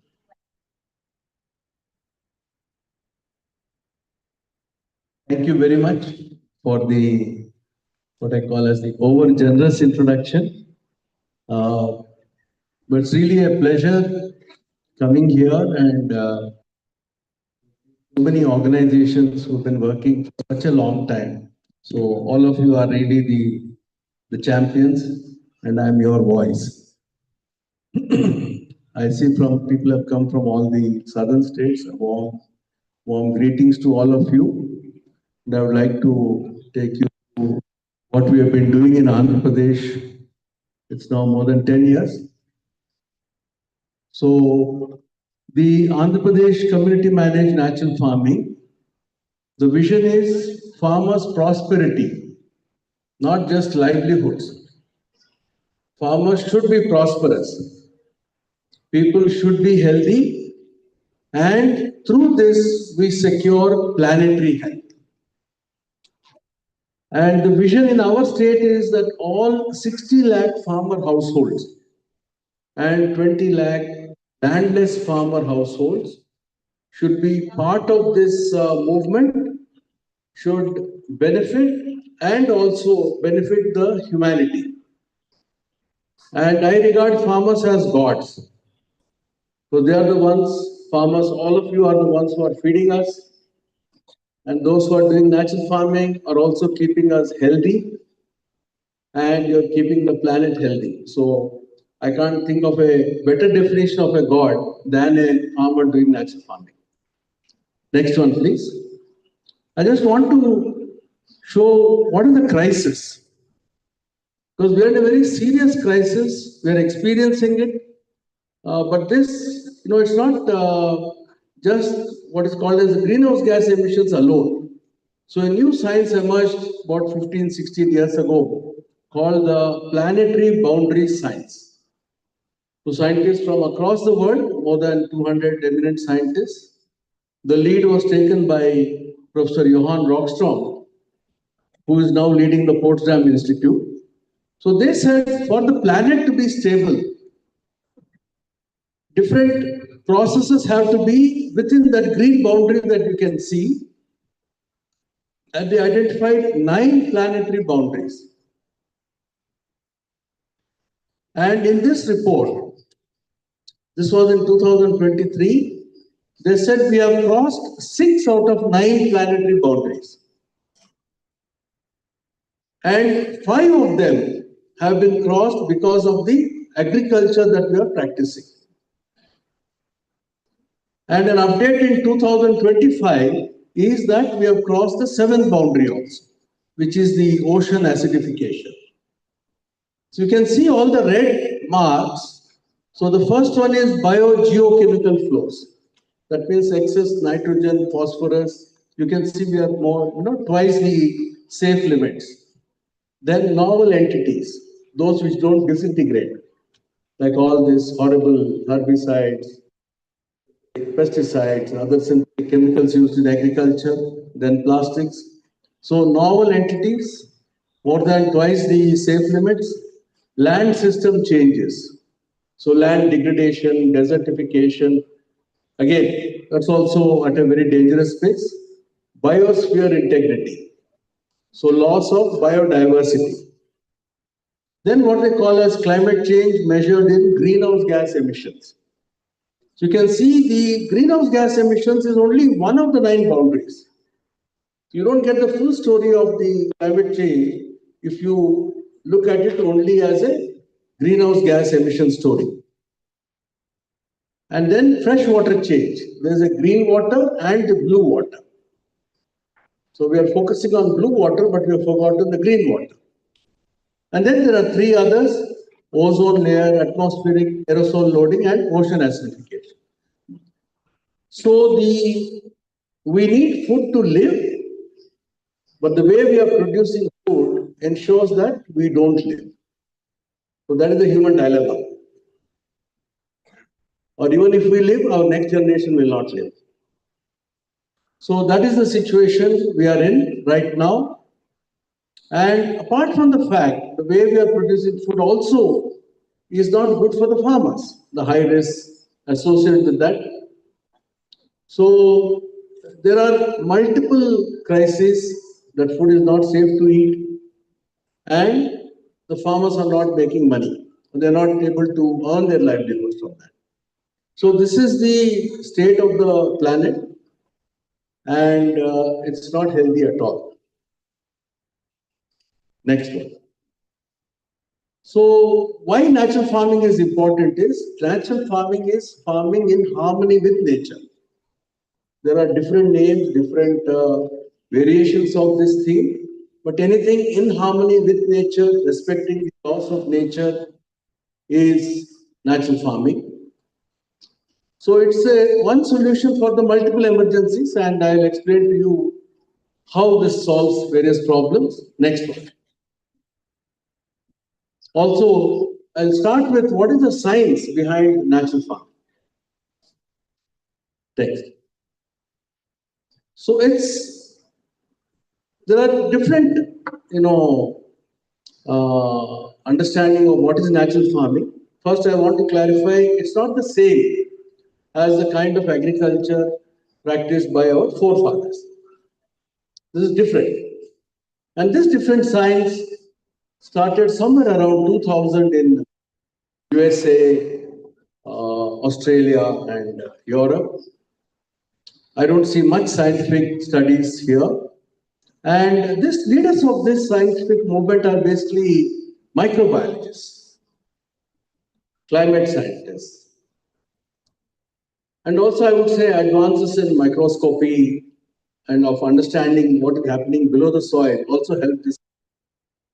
So this is a new science which understands the soil microbiome and how it impacts all other processes, plant physiology, water cycle, plant health.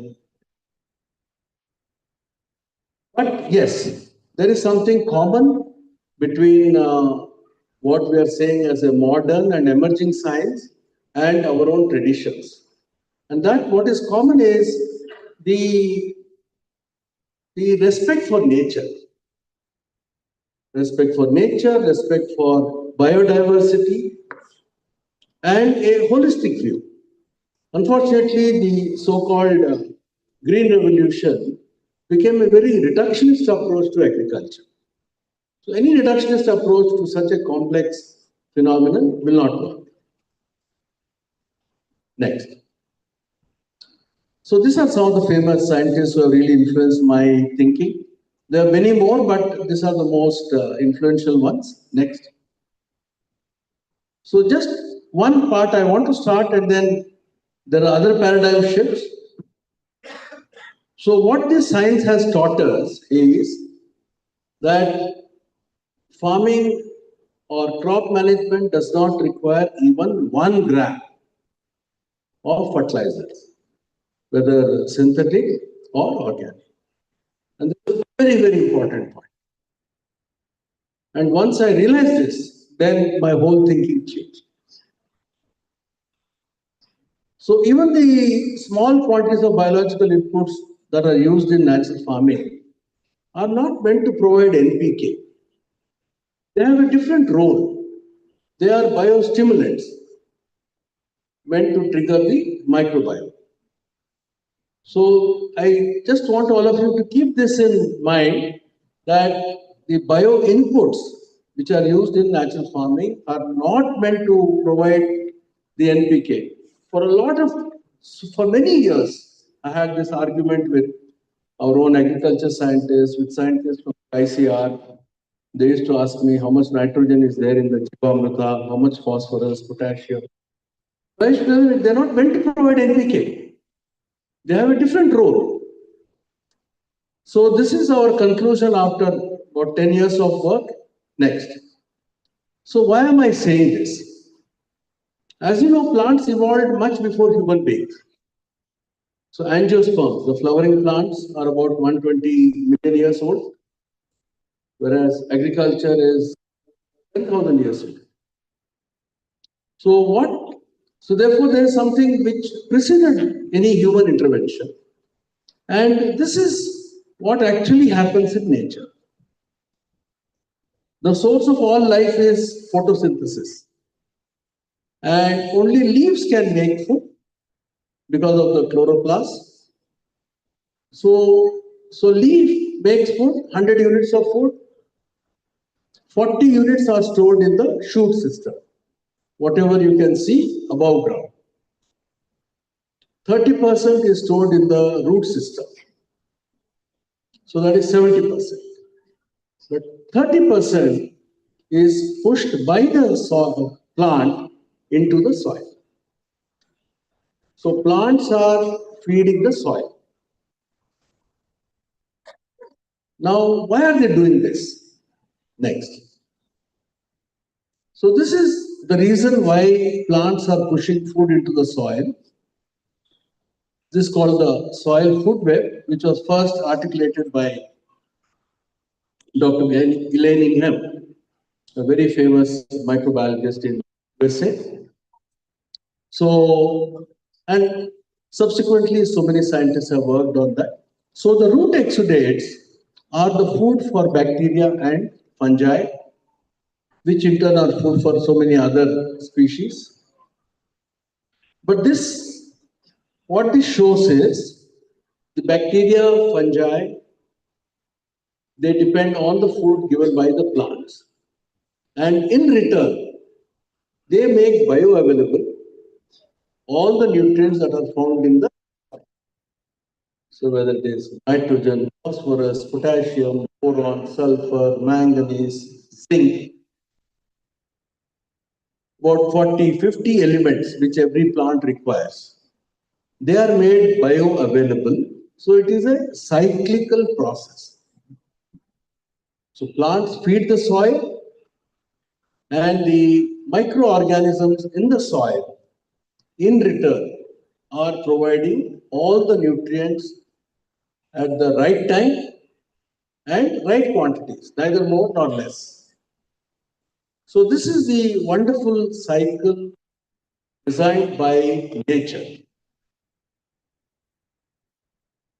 And you should also know that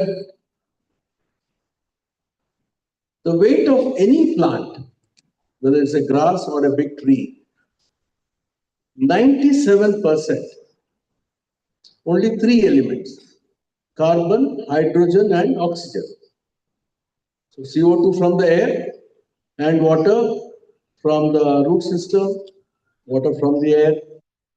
So 97%. Another 1.5% could be nitrogen. As you know, 78% of air is nitrogen.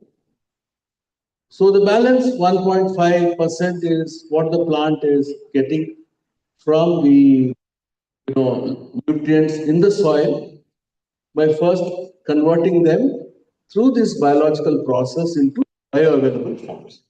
So it is this beautiful cycle which has been designed by nature, which is responsible for the nutrient acquisition by the plants. So this means that we don't have to put fertilizers, which is a very wrong notion. So this is a very important point. I just want you to remember this, that plants are central. Plants feed the soil.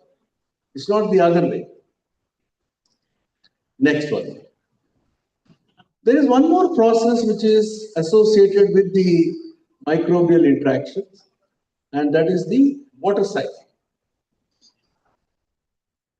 So as you can see here, the organic glues, or the bacteria multiplying, providing nutrients to the plants, dying, what's called as necromass. So this cycling of this microbial masses below the soil creates a soil structure. So good soil is porous, 50% by volume air. And that's possible only if you have a good soil microbiome. And once you have that, then you can see water infiltration happening.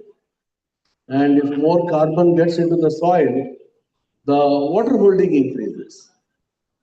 So 1 additional gram of carbon binds with additionally 8 grams of water. So water holding capacity comes not from digging, but having good soil microbiome and having carbons in the soil and not getting oxidized. But there's a third phenomenon which is really responsible for many of the breakthroughs that we have had in natural farming. We discovered that plants grown through natural farming or regenerative agriculture, they acquire a special quality, and that is they are able to harness water from the air. And this is something we discovered in 2018-19. We're still trying to understand the science behind it, but this application, we have taken it forward. So, next. Just to give you an idea of how big is the microbial world. So, scientists try to estimate how much carbon is there in all the life forms in the world. So, they estimated 550 gigatons, 550 billion tons, out of which 450 gigatons is in the plant kingdom. In the animal kingdom, out of 100 gigatons, they said that those which are invisible life forms, bacteria, fungi, archaea, protists, they account for 93 gigatons. So 100 gigatons of carbon in the animal kingdom, 93 gigatons is in the visible form. And what you can see, visible animals, is 7 gigatons. Human beings are 0.0.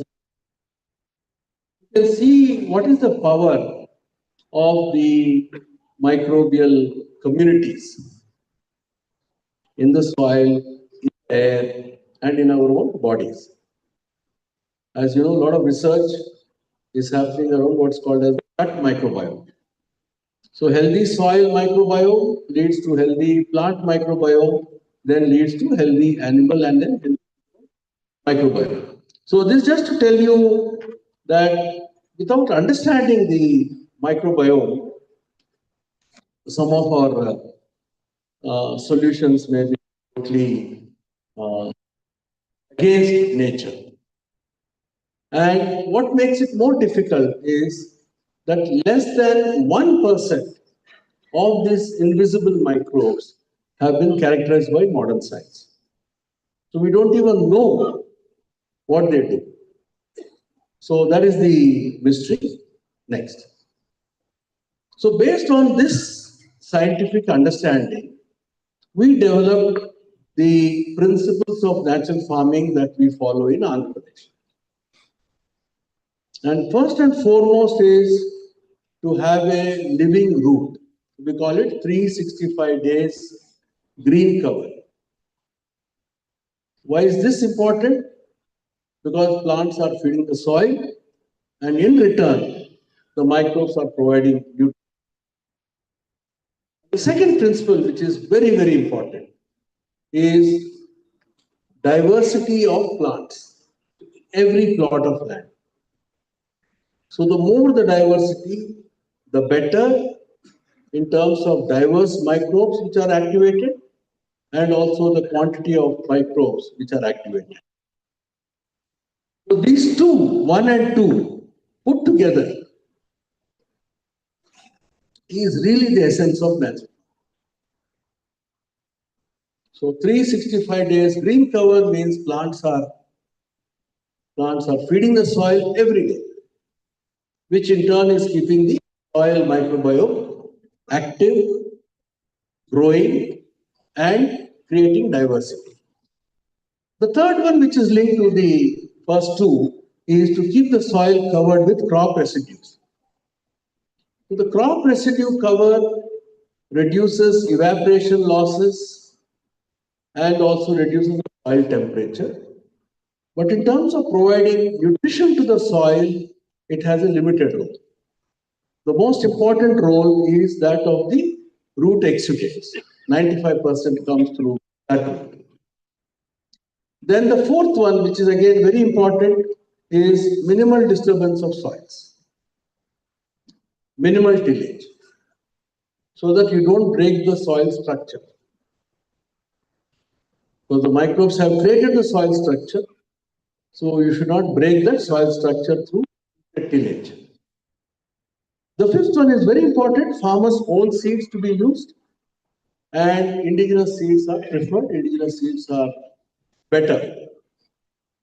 And this is something we discovered the science behind it very recently. This is the work of Professor James White. I mentioned it in my previous slides. So he is the biggest proponent of what is now called as rhizophagy and also the core microbiome. So he discovered the roots are also taking microbes into themselves and squeezing those microbes through dosing them with oxygen. So they take the nutrients from the microbes and spit them out. But some of these microbes, which the plant thinks are important for its survival, they take them through the root system, into the shoot system, leaves, flowers, fruits, and grains. So every seed has millions of microbes. So this is called the biological quality of the seeds, which currently, our typical agriculture scientists are not looking into this. So this core microbiome of the seeds, once we understand this, then we realize how the biological stimulation plays a key role. So this is a very, very important principle. We recommend to our farmers that they should use their own seeds, because even if they buy from the market for the first time, subsequent seed requirement should be met from their own fields. And we are discovering, again, this is again emerging science, that indigenous seeds also have very different microbial structure, different microbes, as Professor White calls them as the ancient microbes. And that's why you find that indigenous seeds are good for your health. So it's not just romanticism, there's so much of science which is being discovered. 6 is, of course, integrating animals into farming, because each one is the other. The 7th is use of biostimulants. So all the biological inoculum that we use in natural farming, whether it's Amrita or Panchakavyas or tonics, so they're all biostimulants. They are not providing NPK, they are not nutrition, they are not fertilizers. So small quantities are required to trigger soil biology. And similarly, pest management through botanical extracts. In fact, my journey into this started with pest management. What Kavita just mentioned as the non-chemical pest management, NPM. So that was the starting point. Now I realize that if a plant is healthy, no pest will attack it. So we actually have a different theory now called zero pest management. And obviously no synthetic fertilizers, pesticides, herbicides, because they interfere with all this. Yeah, next. So this biodiversity, next. This is seed coating, microbial coating of the seed with what is called as Bijamrita from cow dung, cow urine. Many of you will be familiar with this. But this coats the seed with microbes, which help the seeds because they are talking to the microbes inside the seed.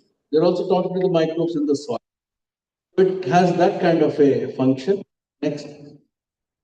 This is a solid amendment. Ghana Jivamrita, cow dung, cow urine, jaggery, a bit of soil. So this is used at the time of sowing the seeds. So the seed, along with Ghana Jivamrita, has a better chance of survival because the seed has a rich microbial environment around itself. That's the role of these. Next. Then there's a liquid Jivamrita, which is, as you can see, applied on the leaves. And now we realize that there are microbes in the leaves, the phyllosphere as it's called. So they get triggered with this. There's also Panchakavya, there's also egg amino acid, fish amino acid. So both growth promoters, tonics are available once germination happens. Next. These are botanical pesticides. Next. Yeah. Then I just want to turn attention to scaling. How did we scale this natural farming? Next one. Yeah, we started in 2016. Of course, 2015 was a planning phase. The actual work on ground started in 2016. 40,000 farmers across the state. There were 13 districts at that time in Andhra Pradesh. So we said we'll take, about 50 villages in every district. And from 40,000, moved to around 11 lakh farmers last year. And this year, thanks to the National Mission for Natural Farming, we're about to reach 18 lakh farmers. So about 30% farmers in the state are enrolled into natural farming. It's a long journey. Enrollment doesn't mean that they have completely changed. Enrollment means they're doing some practice of natural farming. And there are also people who are completely 100% chemical free. So it's a big range. We know that it takes 5 to 7 years for a farmer to make this complete transition. And 13% of the area of the state is farmers enrolled in natural farming. Next. And this is our plan for the next 5 years. So by 2030-31, we plan to reach 40 lakh farmers. So about 2/3 farmers and also about 10 to 12 lakhs of landless farm workers. So this is our plan, and this year, 26-27, we plan to reach 100% villages. Then it's a journey. Each village requires 10-12 years of support. So we provide that long-term support. Next. And as I mentioned, there are some farmers who are just starting. There are also other farmers who have completely got rid of chemicals. So we call them seed-to-seed farmers. So we have around close to 3 lakh farmers who are completely free from any chemicals. Next. Yeah. So how did we reach here? How did the scale happen? Next one, please. Yeah. First is the government support right from day one. Because government provides the support, all departments work with government to implement natural farming, collectors, the various departments, agriculture department, horticulture, animal of the livelihood. The government support is very critical in scaling.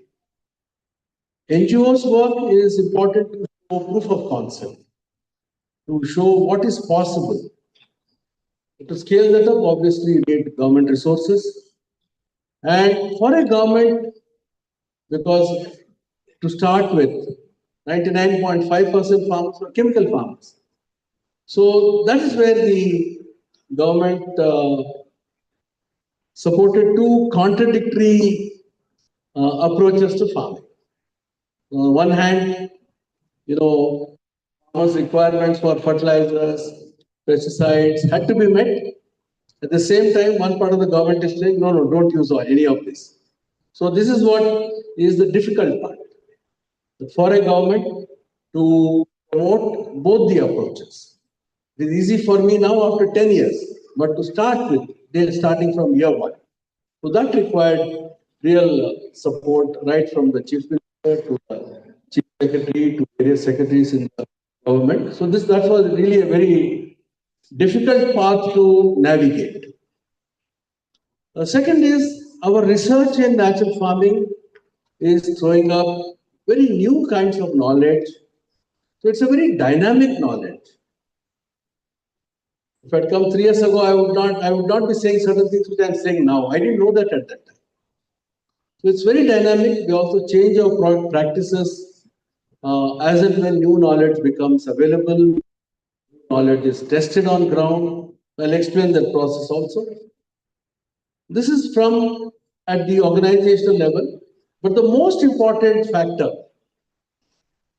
is right from day one.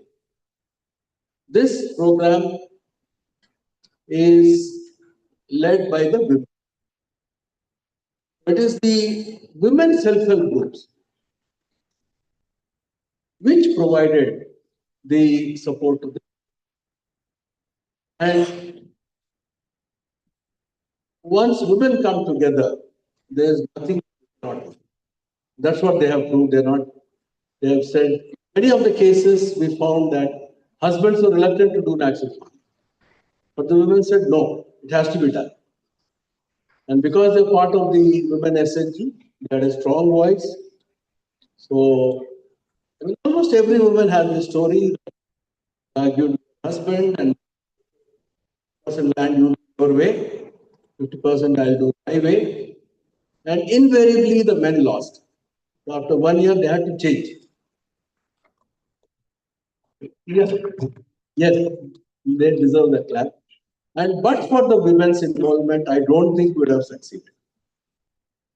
So, of course, some very good husbands changed after 1 season. Some very, what shall we say, adamant people took 3 years to change. I met a lady who said to her husband 3 years, once, only when he made a lot of losses, at the same time she made money, then he said, you're right. So not so any program that you do by involving the women's collectives is bound to succeed. The fourth is a very important principle or a lever, I call it, is the extension system. Our extension system, even though I was heading the agriculture department when we initiated the program, I didn't do it through the agriculture department. I said the best practicing farmers are the best motivators, are the best trainers. So we call them as community resource persons. So best practitioners who have gone through this process for several years. So they are the ones who can train others. So the community resource persons is farmer to farmer extension system. So that is the one we are emphasizing as the most important factor in knowledge dissemination. The fifth is, see, this is not an overnight process. And first year, they're bound to be mistakes made. But at that time, typically neighboring farmers may laugh at you. But the women's self-help group supports their members through thick and thin. So this support provided by the groups, especially in the initial years of transition, has been very critical. That's why we have, of course, our organization is dedicated to long-term support. Civil society organizations, NGOs are present. Most important role is that of the women's organization for holding it together, holding it for a long time, till that village, everybody moves to natural farm. Then we also got a lot of benefits from collaborations with both global and national institutions. So we received a lot of knowledge. We also provided them with a lot of knowledge. So I call them as our 6 levers for scaling up and for the systems impact. So we need to continue till natural farming becomes the default option for every farmer in Andhra Pradesh. So it's not a one-off thing. It has to be done continuously. The systems have to change. So every system, every agricultural extension system also has to say, first thing is to do natural. So that is the framework of our implementation. Next. Yeah, this I already explained. Next. Next. Yeah, so we started with about 700 community resource persons. So now we have 10,000 plus. Out of them, more than 60% are women farmers. And we put a condition in the selection now that only those who have convinced their husbands, and similarly only those men who have convinced their wives. Because they're out of the village for 3 weeks in a month, going to some other village. So we don't want their own farm to not to have that continuous approach. Next. In Andhra Pradesh, there is no financial inducement to join natural farming, and it's a voluntary adoption and on-farm resources. So basically, it's a do-it-yourself farm. So no subsidies provided, no provision for any, yield loss compensation. So it should prove to the farmers that's beneficial from year one itself. So that's the challenge we put to ourselves. Next. Just to tell you the structure, because we analyzed more than 12 lakh farmers, and plus about all those who are in the SHG fold, and some of them who are not in the SHG fold. So as you can see, 47% farmers had less than 1.25 acres holding, and they were operating 20% area. 30% farmers, 1.25 acres to 2.50 acres. That means 1 hectare. So they operated 29% area. So 80% farmers and 50% area is our target. 100% we should work with them and till they complete. Remaining 2 categories, 1 to 2 hectares, 2.51 to 5 hectares. There are about 18% farmers, they account for 33% land. And 2 hectares and above, 5% farmers account for 18% land. So with them it is voluntary. Those who want to change, we encourage them to change, we provide them knowledge. And as you can see, overall, all categories put together, right now in these villages, 83% farmers are enrolled and 49% is covered. And we also have a strategy for the landless farm workers. About 4 lakh landless farm workers is through homestead gardens, then graduate to take lands on lease. So this is a very pro-poor initiative focused on marginal farmers, mostly, and small farmers. Next. And this is what I meant by, changing the entire village. So we don't just go there, say that, okay, we have the project is for 3 years, We'll just work here for 3 years and then leave. We said, we'll be in that village till everyone changes. And that's how we've been modifying the government schemes to allow for a long-term hand-holding support. Very, very important. Without this, it will not work. Next. And I'll just take you through some of the key impacts. Next.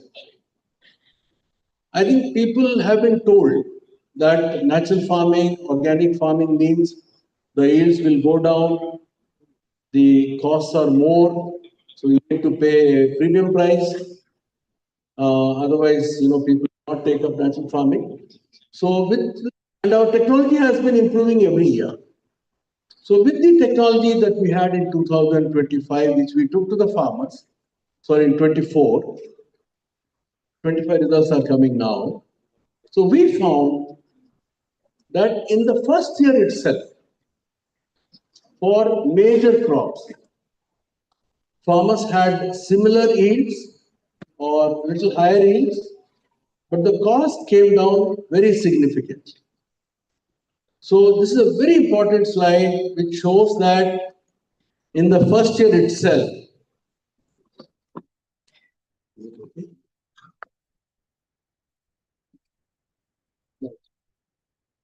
so in the first year itself, net incomes increased from 19% to 36%. But it's also because our technology kept on changing. It's not the technology we started in 2000. And this is so important that we publicize this very widely so that it can happen in any state. In fact, we are now working in 22 states. We have done this crop cutting experiments in about 8 or 9 states where we have been working for more than 1 year. And I'm so happy to inform you, in every state, the first year results have shown similar yields or higher yields at lesser costs. Meghalaya, we've had 50% net income increase in the first year.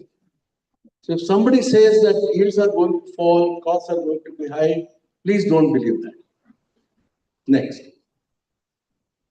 And yeah, so these are the yields of major crops, as you can see: paddy, groundnut, red gram, cotton, ragi. And these crops account for 60% of the area. So yields are similar, costs have come down, so net income has increased. Next. But the best part is, year after year, the yield keeps increasing, the costs keep coming down, and therefore the net income increases at a much faster pace. So here we looked at farmers who were in the 4th year of natural farming, 3rd year, 2nd year, and 1st year. So this is a very important slide, and we did 2,600 crop cutting experiments. Nobody does that number of experiments. And we call them one set: chemical farmer, 1st year, 2nd year, 3rd year, and 4th year. So this year will become 6 sets. So we also will be adding year and above. So no other business can give this kind of returns. Next. And this is again a very, very important intervention. We are looking at the consumption side. So we have a very specific intervention in about 400 villages where we are focusing on the consumption, starting with pregnant women, nursing mothers, mothers of small children, adolescent girls. So how does better nutrition improve their health? Of course, commonsensical, but we also have to prove to the world. So we have been doing this very serious assessment.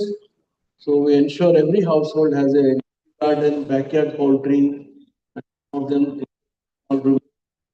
Then we have a food basket where whole village gives an indent to consume only natural farming foods. So whatever they are growing, fine. But whatever they are not growing, we connect them to farmers who are producing them.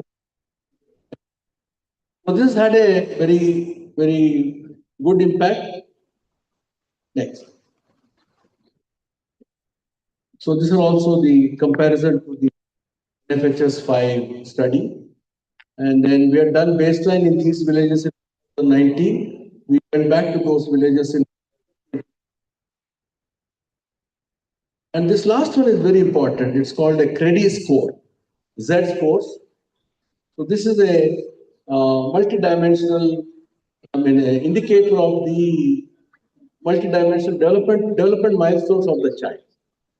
So this is very, very positive. Those holiday insurance who work with us are very impressed with this. Next. These are the key innovations. I don't have much time. So I'll just rush through them. Next. So this is the most important innovation. It's called the pre-monsoon dry sowing. And I told you, this is the process we discovered that crops can be grown anytime and then harnessing air. So this is, in the pre-monsoon period, about 30 different seeds, 30 crops, 12 kg are broadcast for every acre of land. And with the pre-monsoon showers, they come up. And so till the Kharif season, there is a green cover. We're getting some outstanding results because of this one intervention. And then we said, why only pre-monsoon? We'll also do it after the Kharif crop. So we call it the Rabi dry sowing. So 365 days of the year, whether it's an irrigated field or a rain-fed field, how can you keep it under 365 days green cover? Next. Yeah. Australian scientists who visited us and who then explained the science behind this to us. Next. Now, this is a very, very important phenomenon in our discovery, and this will be important for all of you working in rain-fed areas. This is called seed pelleting. So there were 4 layers. First layer is Bijamrita, then clay powder, then Narasimha powder, and then ash. So with this, you can sow the seeds anytime. In fact, tomorrow I'm going to Anantapur to. They have started sowing the seeds in February itself. So that even before the monsoons, they should get one crop. In Anantapur, which is one of the most drought-affected districts in our state. And this is a very, very important innovation. It will become very important this year because this year is predicted to be a El Nino year, very strong El Nino year. So most of the rain-fed areas are in for a very difficult time. Next.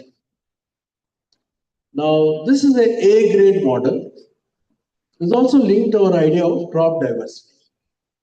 So for every major crop, we have developed this model of crop diversity. So every crop should have about 4 to 5 associated crops and about 15 biodiversity crops. So that means before sowing the crop, we already had through pre-monsoon dry sowing 30 different crops in the field. And then in the Kharif itself, we're not going for monocrops, we're going for multi-crop species, multi-crop plantations. And after Kharif, again, we have diverse crops. So there, that is cotton, where you have these multiple crops. Next. Paddy is a very difficult crop to have crop diversity. So we're asking farmers to expand their bunds.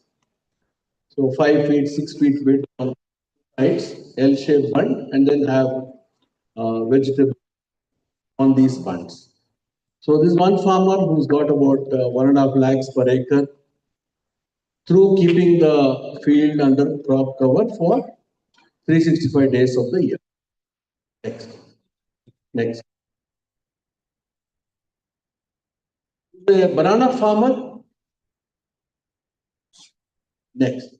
So you can see the crop diversity in his field. So he's earned close to 5.5 lakhs per acre. So banana, then turmeric, yam, chili. Then he has got biodiversity crops. Next. Then for the landless poor, marginal farmers, we have this model for 1/5 acre, 20 cents. So we call it anytime money, ATM model. Next. Next. So you can see, idea is farmers should get money every month. So this on 1/5 acre, how they are getting money every month. The crop combinations, we have a template, but then it keeps changing as per the farmer's own requirement. Next. Next. And this is a drought proofing initiative. You can see there those circles with about 5 crops. So to this, we are adding an innovation this year, which we call a half moon model, which we learned as a practice in Africa. So we are testing it this year. Last year we did on a very small scale. We got good results. So, and this year will be a real test because of El Nino. So this is a drought proofing model, which we started in 2023 and kept on improving. Next. So based on this, we, grade our farmers from level 1 to level 6. So the highest grade is what I call as do running farming. At that stage, farmer doesn't require even bio inputs. So through 365 days green cover, diverse crops. So the effort is in crops and harvesting. So there are different grades for the farmers. And the idea is every farmer on 1 acre plus 20 cents of ATM model should earn between 25,000 to 50,000 per month. Next. And I just take you through the environmental impacts. Next. So these are the impacts on soil organic carbon, soil structure, soil temperature is cooler, soil moisture is higher, better soil biology, better water infiltration. And this resilience to floods. This is a cyclone Monta, which hit us in October 2005. And as you can see, these are adjacent fields. So the chemical farming field has completely collapsed where the natural farming plot is. And we've seen this through every cyclone that we have faced, that natural farming crops are very resilient. Next. This is a banana field, 100% damage and zero damage in the adjacent banana field. Next. This is a video, you can watch it. Next. It shows the resilience. Then we looked at what makes it resilient. And as you can see there, years of natural farming, you can see the chemical farming on one side, very little of the rhizosheet, roots have not gone very deep. And then better than 3 years, you can see the soil is dark in color, have gone deeper, the rhizosheet is much stronger. Next. But then we discovered, thanks to an Australian scientist, it's not only the roots, but also the shoot, which is much stronger. So those are the microscopic, slides of the shoot system. When we put the shoot under microscope, so chemical field, you can see the cell structure is not there, destroyed, whereas the cell structure is intact in natural farming. Then we also discovered that the efficiency, the rate of photosynthesis is much higher in natural farming. And that you can measure through the bricks readings. The refractometer, which says how much of the sugars are there in the indicator of the rate of photosynthesis. So you can see chemical field, the bricks value was just 5%. Second year natural farming, 12%. Third year natural farming, 15%. And the more turbidity also, because it's a measure of total dissolved soil. So this bricks reading is a very, very important indicator of the health of the plants. And not the color. It is what is the amount of sugar in those of the leaves. Next. And so we looked at the bricks reading for all the crops. And this gave us a very important breakthrough that the higher the bricks readings, above 14, means the plants are very healthy, about 12, but better after 14. And if you have a healthy plant, pest will not attack that plant. So you don't need even the biopesticides. When your field is healthy, Brix readings are higher than 14. Similarly, because of good aeration and healthy plants, there won't be any viral or fungal disease attack of the plant. And third, which is most important, which we discovered only recently, that if the Brix levels are higher, the leaves become hygroscopic. So that is how they are able to harness water. So that's one of the most important discoveries. Next. Next.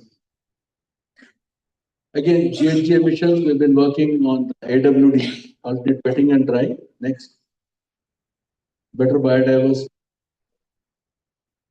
The most important slide, I would say, the full impact of natural farming is that it can cool the planet. I never imagined that something like this can happen. So we are able to see very clear differences in soil temperatures with natural farming field and a fallow field. Next. So we did this across the state. We found 20 degrees centigrade difference with barren fields and NF fields, but also 10 degrees centigrade difference between natural farming and chemical farming. We're now exploring this with collaboration with the Potsdam Institute of Climate Impact Research as to what this means for the climate or the planetary cooling, which I think is the most important task for all of us. Next. Next. So we are present in 22 states. So some of them we've been there for more than a year. Meghalaya, we've been there for more than 3 years, getting outstanding results. Next. And we're also present in 2 countries. Our farmers have gone to Zambia and Sri Lanka, getting some very interesting results there. Next. These are farmers in Zambia and the Zambian farmers looking at a good harvest. Next. Then we have a very important part of our work is research. Next. So we set up a research academy where we do research with established research institutions, but also we do internal research, and we are also developing farmer scientists. Next. There are close to 1,000 farmers who are in the process of becoming farmer scientists. A 4-year course, they get a degree in natural farming, but condition for graduation is not passing the examination. They should be earning 25,000 rupees per month. Otherwise, they'll repeat. So that is the basic criteria for passing. Next. These are all the global research institutions who are working with us. University of Reading, Potsdam Institute, etc. We're also working with the State Agriculture University, Horticulture University, and many ICR institutions. Next. And we're conducting our own research. So I told you our objective is do nothing farming. So we are finding this in the 6th year. So I thought, why can't we not get it earlier? So we are doing that research to find out how much time it takes to reach what I call as the ultimate stage, do nothing farming. So we are doing these experiments to show what happens to the soil that doesn't require any mechanical pesticides, it doesn't require any biological input, it requires very little water. So farmers need to crop and harvest. The second one is we are looking at, can we get the same yields as chemical farming with only pre-monsoon dry sowing, rabi dry sowing, crop diversity, but without any biological inputs. So that's in the 2nd year of our experiment. First year we found just with natural farming and with 25% less chemical fertilizers, we get similar or higher yields than chemical farming. The third one is how important is the animal breed. We are trying with cow dung, buffalo, oxen, etc. Then the fourth one is, do we really require cattle manure? So we are trying with Atavi Chaitanya Dravan. The fifth one is prosperity per acre. So 1.20 acres, rupees 25,000 rupees per month every farmer should earn. Then can we reduce water requirement? In the first year itself, can we ensure that there is no yield penalty? How best can we improve our practices? Finally, restoration of degraded and fallow lands, and the research on cooling impacts of natural farming perhaps will be the most important work that we're doing, and I'm hoping that we get some very results out of that. Next. So I'll skip this, but these are all the paradigm shifts that have happened as a result of our work. So we are saying if you see a pest, that means your plant is not healthy. And what are we doing? We are killing the pest. We are not thinking of how to strengthen the plant. Weeds again show that there is, some problem with your soil. But we are killing the weeds, but we are not doing anything. So these are the various paradigms that we are shifting in agriculture of our work. Next. Yeah, so this is the last slide, and thank you very much, Kavita, for being generous with time. Thank you very much. Wish you all the best. Thank you. Sorry, but some of the things that you need to share, the kind of time that's available in a sammelan like this is not adequate. But let me also assure you that we've given APCNF the largest chunk of time in this sammelan. All speakers got about 15 to 20 minutes at the most in the plenaries. And we are glad to have organized a 1 hour special plenary. Thank you, Vijay Kumar Garu. I think the message to all the participants here is not just about the science part that he shared. Maybe in my introduction, I shouldn't have said, here is a bureaucrat, here is a bureaucrat. He's certainly on his way to become a scientist. Maybe he's someone who's walked more farmers' fields than any other bureaucrat. But I think the message to all of us is that we have to ask our governments in other states, why are they not doing this kind of work in those states? What prevents them from scaling up this paradigm as the mainstream paradigm, putting women farmers in the forefront and understanding that there's a new cutting edge science around the microbiological life that's running life on this planet. As he rightly said, the science of understanding that living roots feed the soil and not just what we keep thinking that, soil is feeding the roots. Thank you again for your time, sir. Thanks for coming here. I just, a loud round of applause for what Andhra Pradesh is doing and for Mr. Vijay Kumar. So I'd like to announce that, thank you, sir. I'd like to announce that the plenary session right now is over. We'll move to the parallel sessions. In just 5 minutes time, go to the Science Bhavana. And there, I think we should stretch the session till 1:15. And if we can wind up lunch by 2 o'clock, please come back for the closing plenary at 2 o'clock itself. If not 2, we'll start at 2:10. Please go to the parallel sessions. Today we have some important parallel sessions which have not happened earlier, including gene editing in our food systems, markets for organic and natural farming. What happened to free trade agreements? Did we finish it yesterday? Sorry. Okay.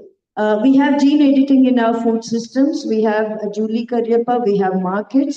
And I also want to announce that some of our participants have come up with their own session plan, which will happen right after we close at 3:30 or 3:45.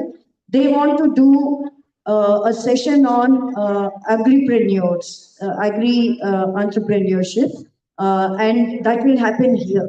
And it's some of our participants who have come together to curate a new session that has not been printed in the program schedule. Please go to your parallel sessions. There's documentary screenings. I'm very sorry that it's slipping our announcements again and again. There are documentary film screenings happening in Nalla Auditorium. Please do join those also in Nalla Auditorium. Thank you. 2 o'clock, we'll come back here.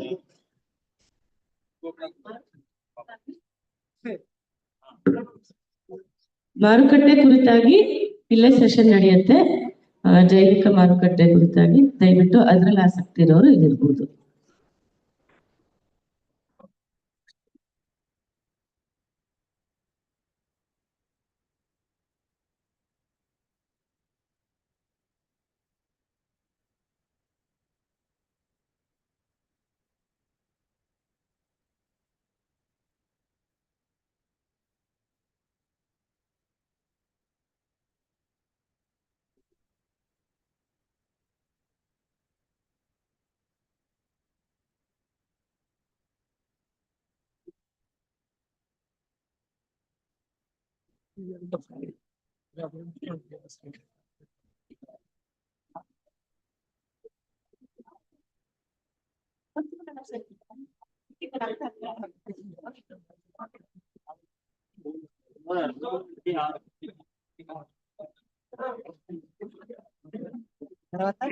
Mobile charging పెడతా అక్కడనే